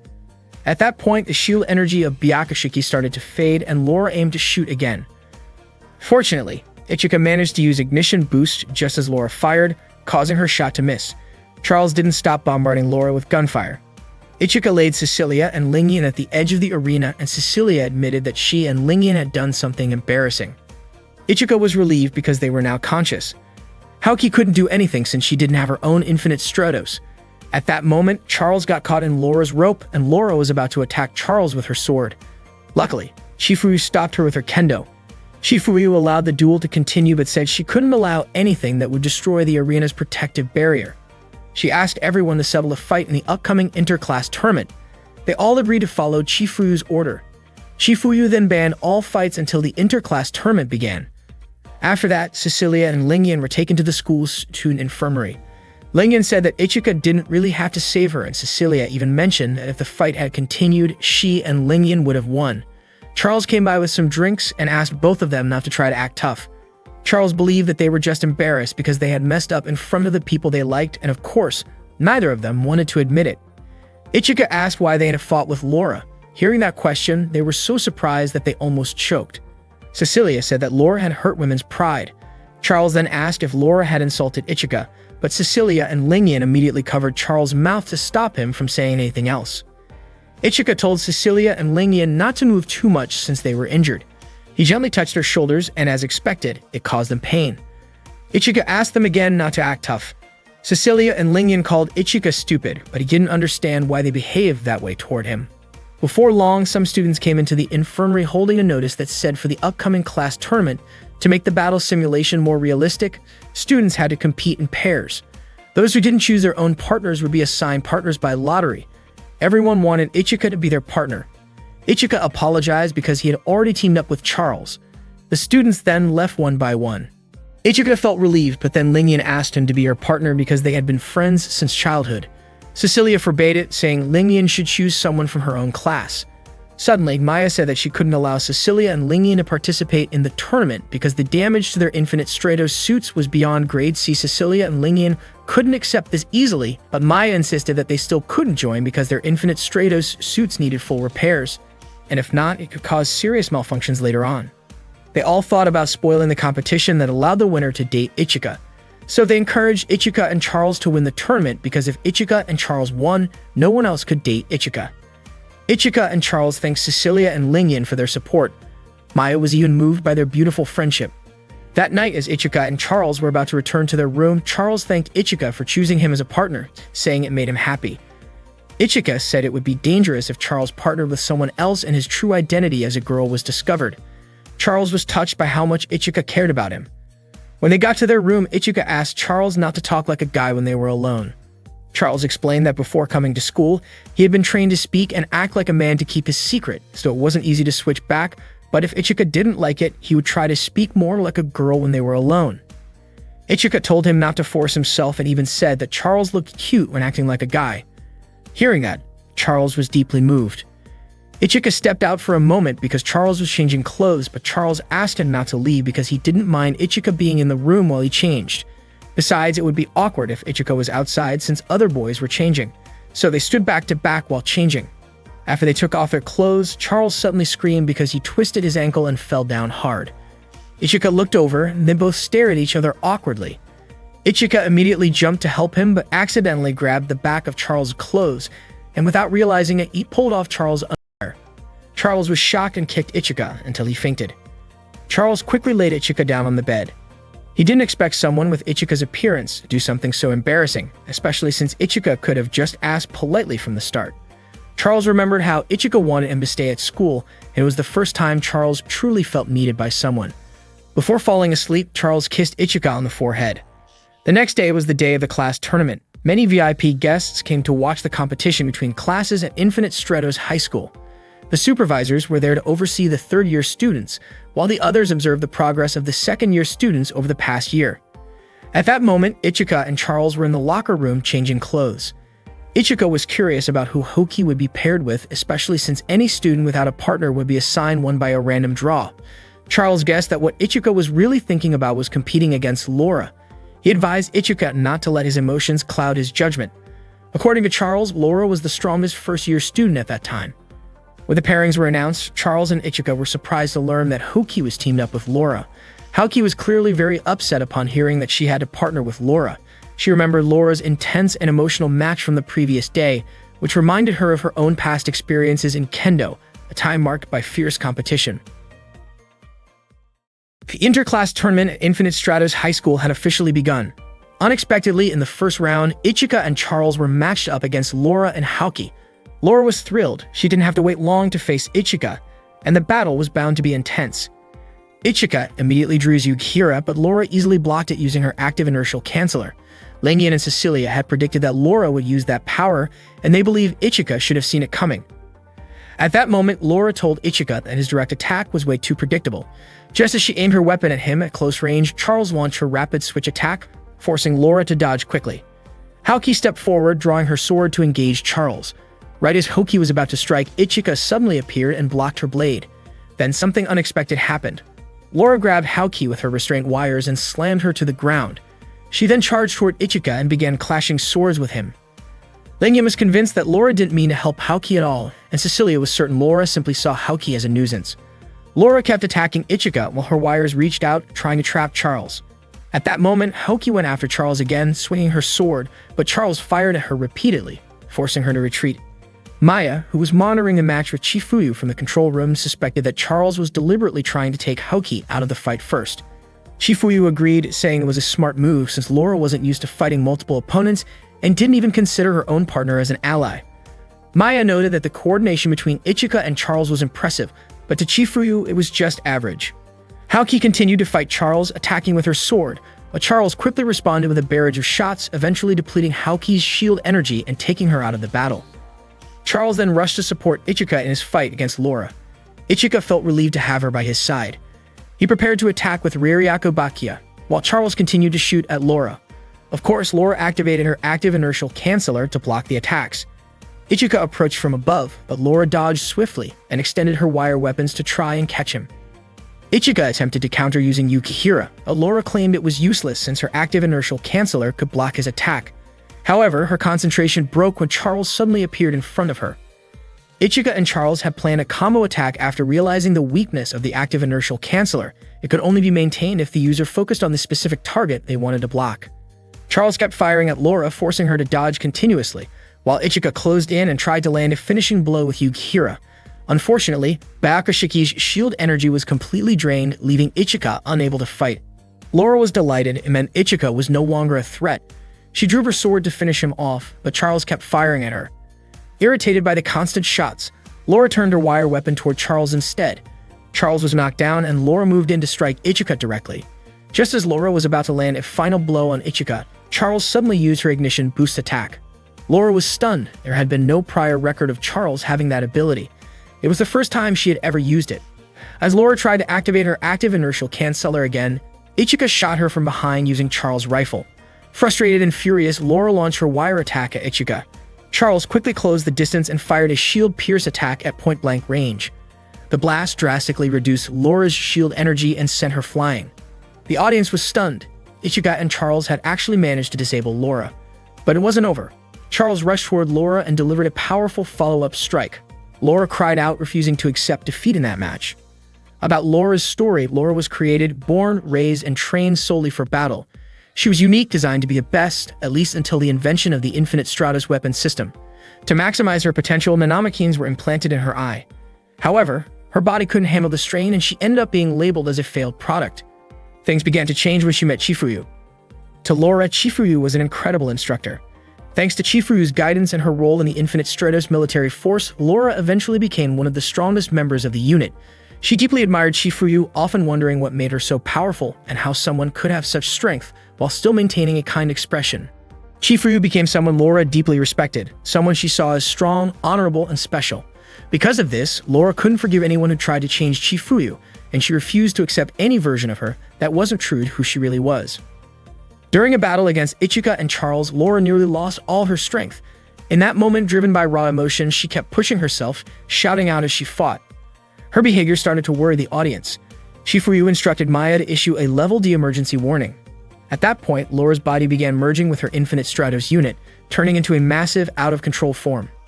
A danger alert was broadcast, and the match was immediately cancelled. Instructors were dispatched right away to handle the situation. Guests and students were told to evacuate the area.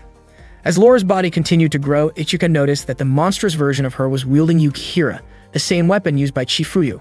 Watching from the control room, Maya commented that this transformation was different from the previous incident that happened on the moon. She was curious about what exactly had happened to Laura. Laura's new form had turned into a giant black Infinite Stratos unit. Ichika stepped forward to try and stop her, but Laura's attack was too powerful and knocked him out of his unit. Her sword strike even injured his arm. Ichika recognized the move. He realized it was the very first sword technique he had learned from Chifuyu. He figured Laura must have been copying Chifuyu's style. As Laura moved in again, Ichika tried to strike back, but Hoki stopped him. He was frustrated because, from his perspective, Laura was the one who started all of this, and he wanted to put an end to it himself.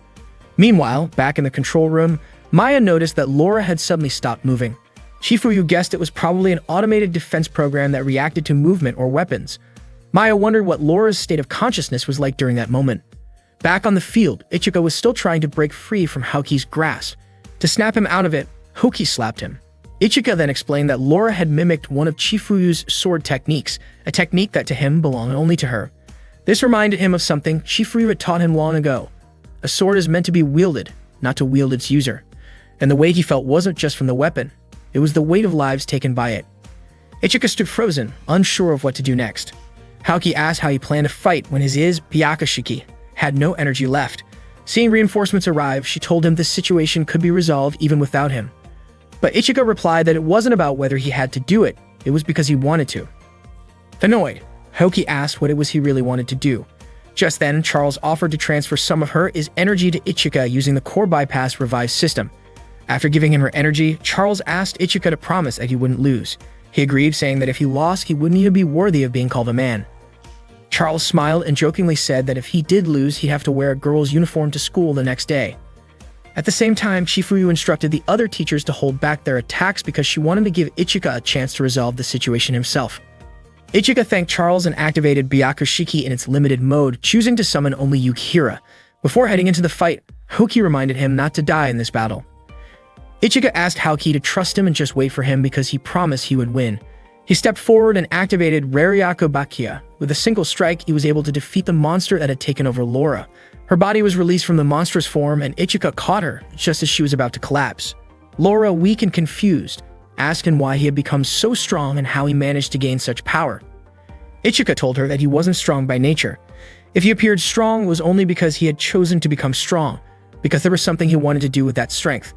He wanted to protect someone. He wanted to fight for others sincerely.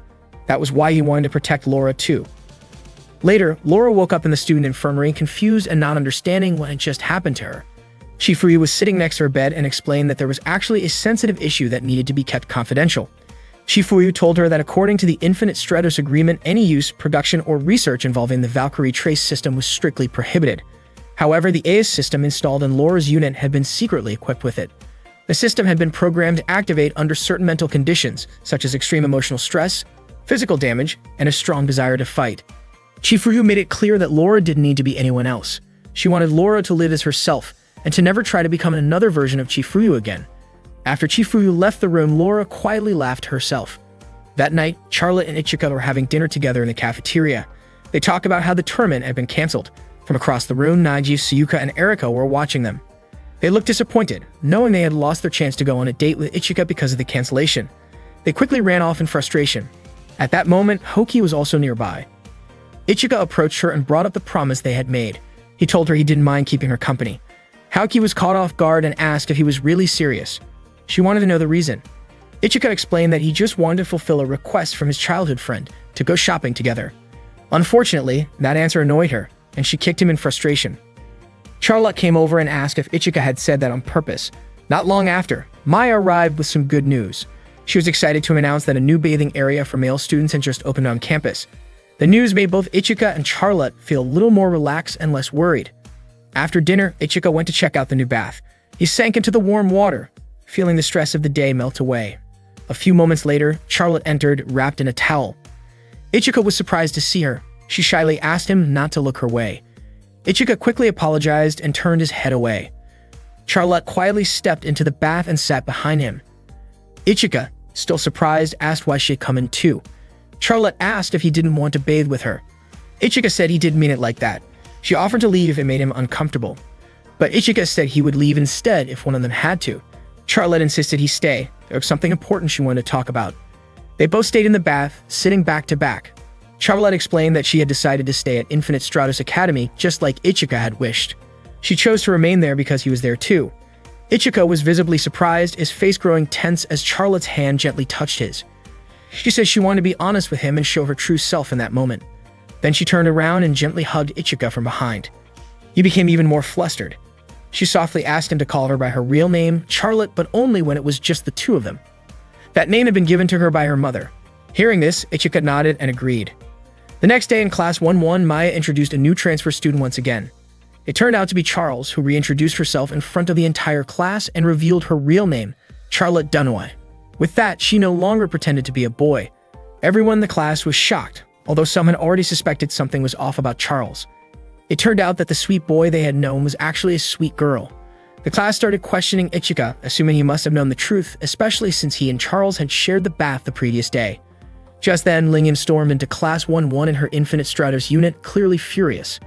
She was upset that Ichika had been rooming with the girl all this time without telling anyone. Terrified, Ichika panicked as Lingyan aimed her cannon at him. Fortunately, before anything serious happened, Laura stepped in and neutralized Lingyan's attack using her active inertial canceller. Ichika immediately thanked her for saving him.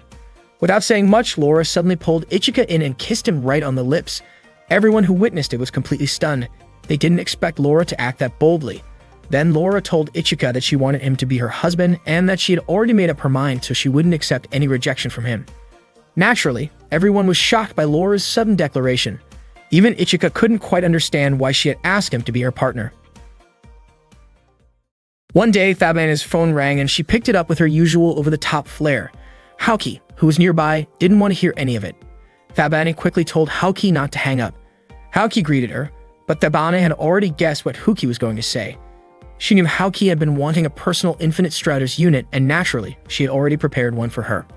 Thabana said the personal Infinite Stratos unit she had created for Haoki came with all the best features and was more advanced than any existing one.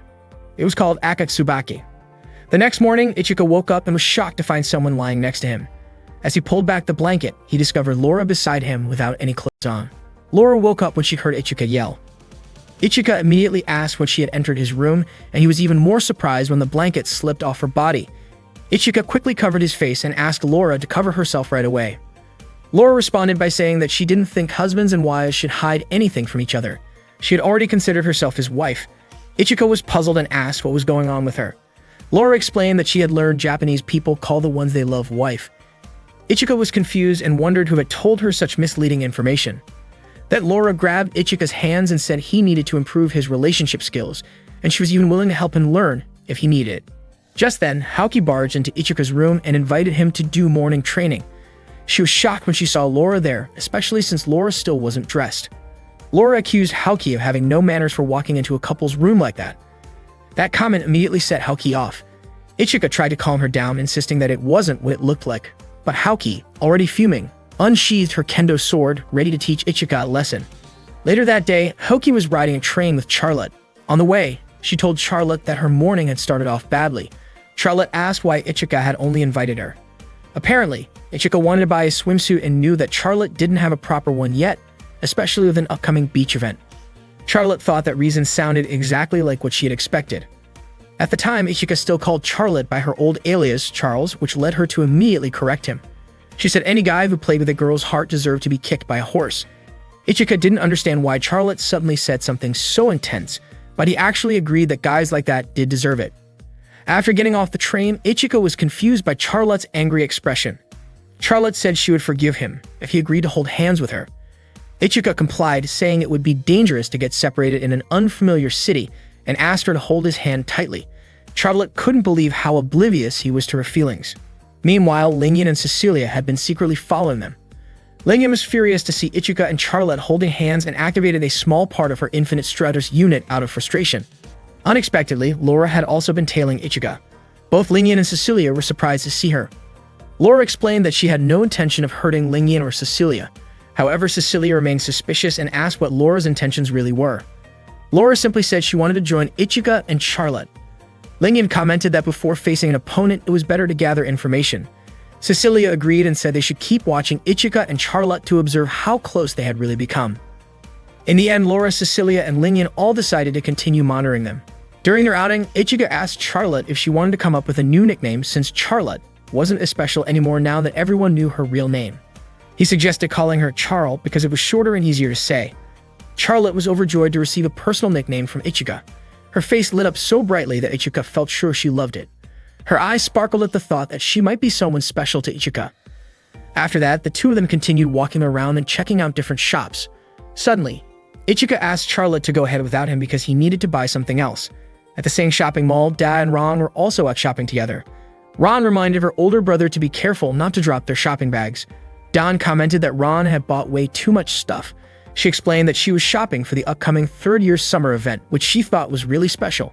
According to her, she needed swimsuits for the pool, the beach, for serious occasions, very serious occasions, and ultra-serious ones, so that everything would be perfectly prepared. Just then, Ichika showed up and greeted them.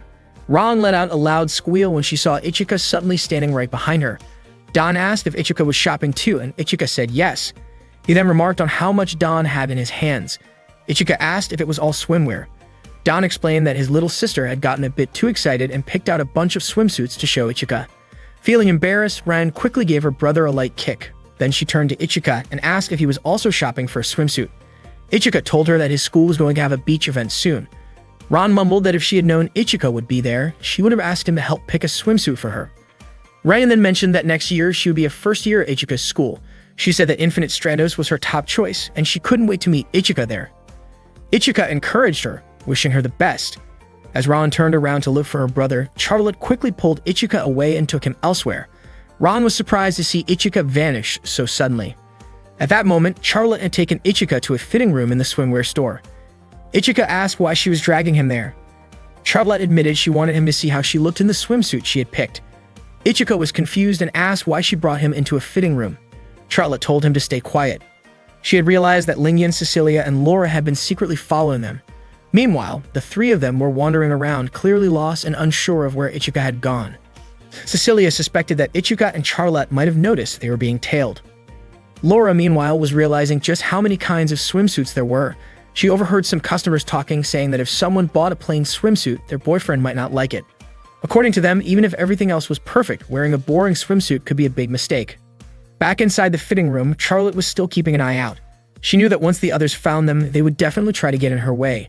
She asked Ichika to stay put in the changing room while she quickly tried on the swimsuit.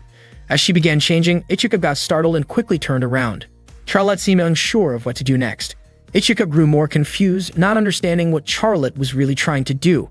He couldn't believe Charlotte was actually getting changed, and he tried hard to push any awkward thoughts out of his head. To distract himself, he started mentally reciting the digits of pi. Not long after, Charlotte finished changing into her swimsuit. Ichika was stunned when he saw how she looked. She asked if the swimsuit looked weird on her. Ichika told her it suited her perfectly. Charlotte smiled and decided to go ahead and buy it. But unexpectedly, their voices were heard by Chifuyu, who happened to be in the store. She opened the fitting room door and found both of them inside. Maya, who was with Chifuyu, was just as surprised to see Ichika and Charlotte together in a changing area. Maya reminded them that even if they were classmates, there were still boundaries to respect, especially between boys and girls. They should not be in the same fitting room.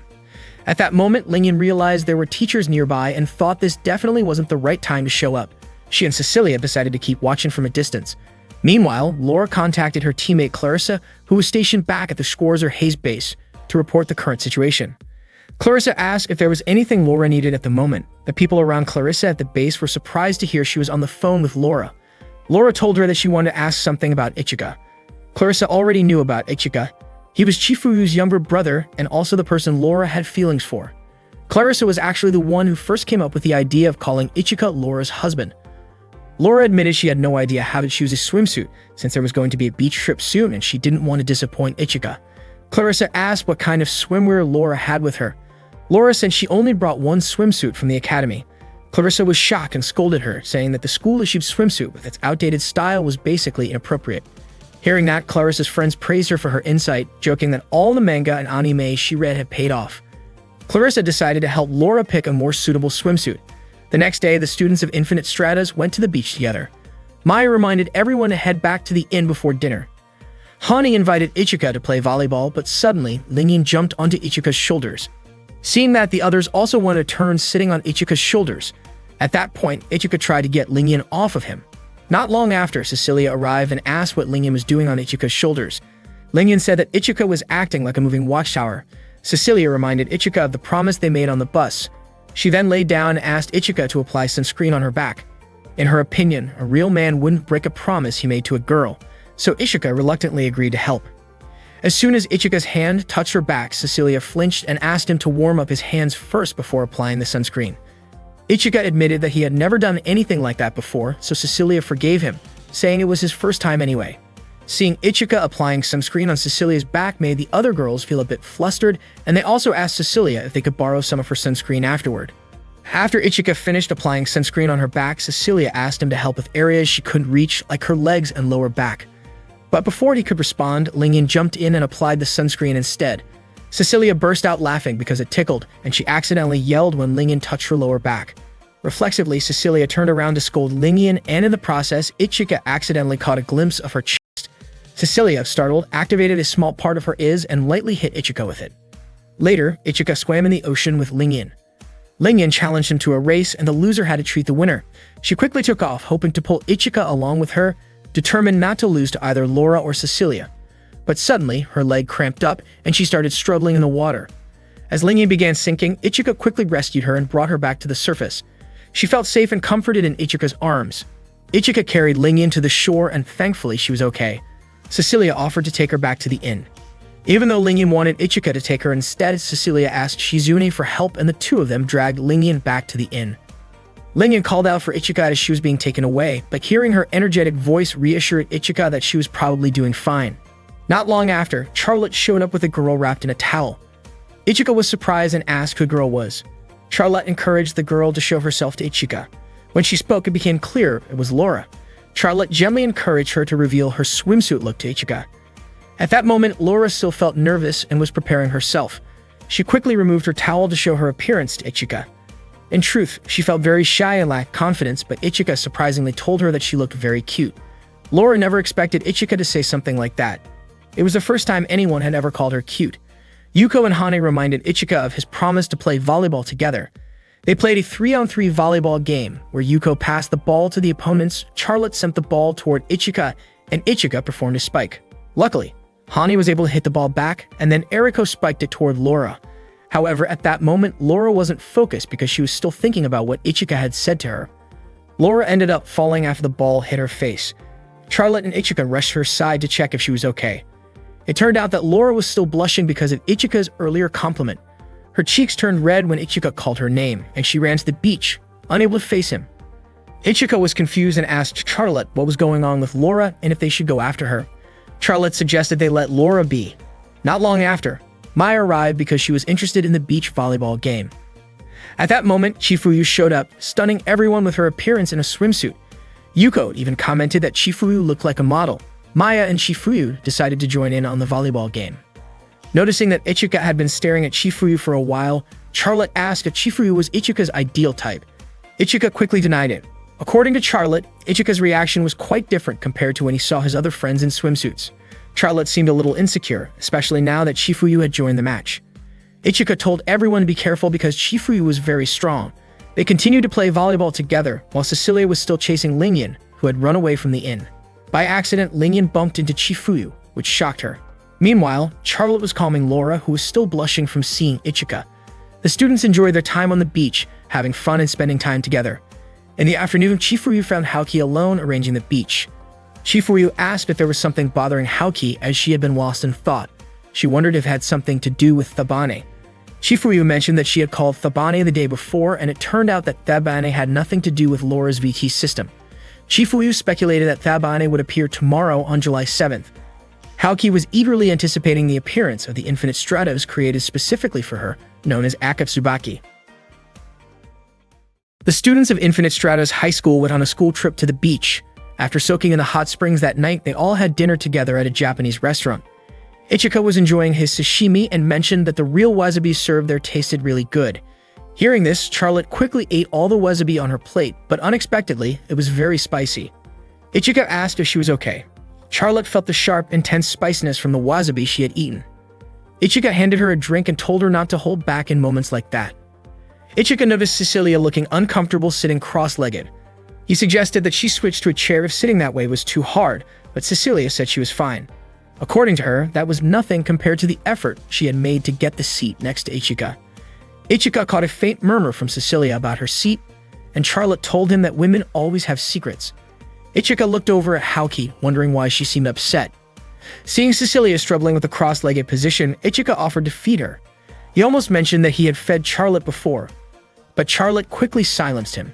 Cecilia was of course happy to hear Ichika wanted to feed her, and she eagerly handed him her chopsticks.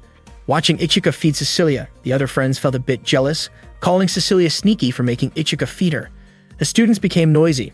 At that moment, Haoki wondered if Ichika had forgotten that tomorrow was July 7th. Hearing the commotion, Chifuyu appeared and asked everyone to eat quietly. She told Ichika not to cause any more trouble because it was starting to bother her.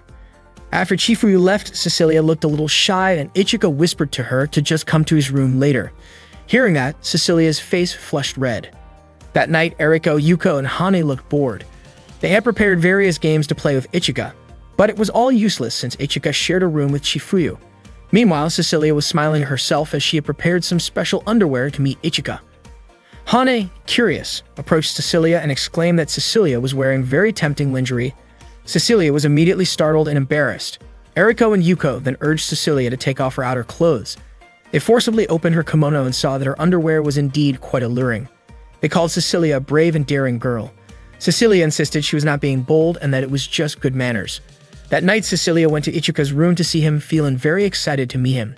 Suddenly, Cecilia saw Charlotte, Lingyan, Laura, and Haoki eavesdropping outside Ichika's door. She approached them and asked what they were doing. Lingyan told Cecilia to be quiet and listen to the conversation inside the room.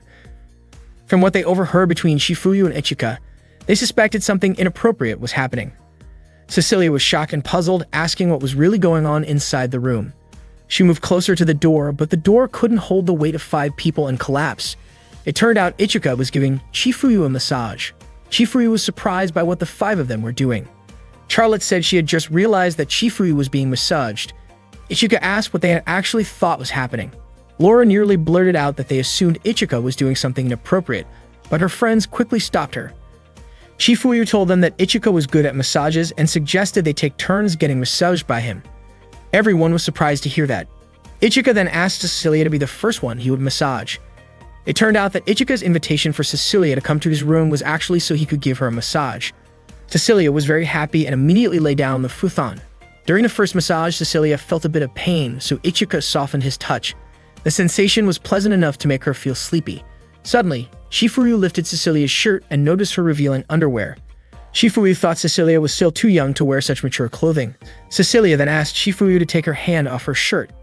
After that, Chifuyu asked Ichika to buy some drinks, then invited the 5 of them to chat together. Chifuyu was surprised to see all 5 of them sitting quietly, apparently feeling awkward since it was their first time talking to her like that. After they drank, Chifuyu asked what they liked about Ichika. She mentioned that Ichika was useful because he could do household chores like cooking and giving massages. She was sure any girl who had Ichika would be lucky. Then Chifuyu asked if any of the 5 girls wanted Ichika. They asked if Chifuyu was going to give Ichika to one of them, but she said no. Instead, she said that if the 5 of them really wanted Ichika, they would have to steal him from her and also work on improving themselves. The next morning, Ichika saw Haoki staring at a wooden board with a sign that said pull. Ichika asked about the board, but Haoki didn't want to answer because she didn't know either and she walked away. Soon after, Cecilia came over to Ichika. Ichika pulled the object hidden beneath the wooden board, which caused him to fall backward.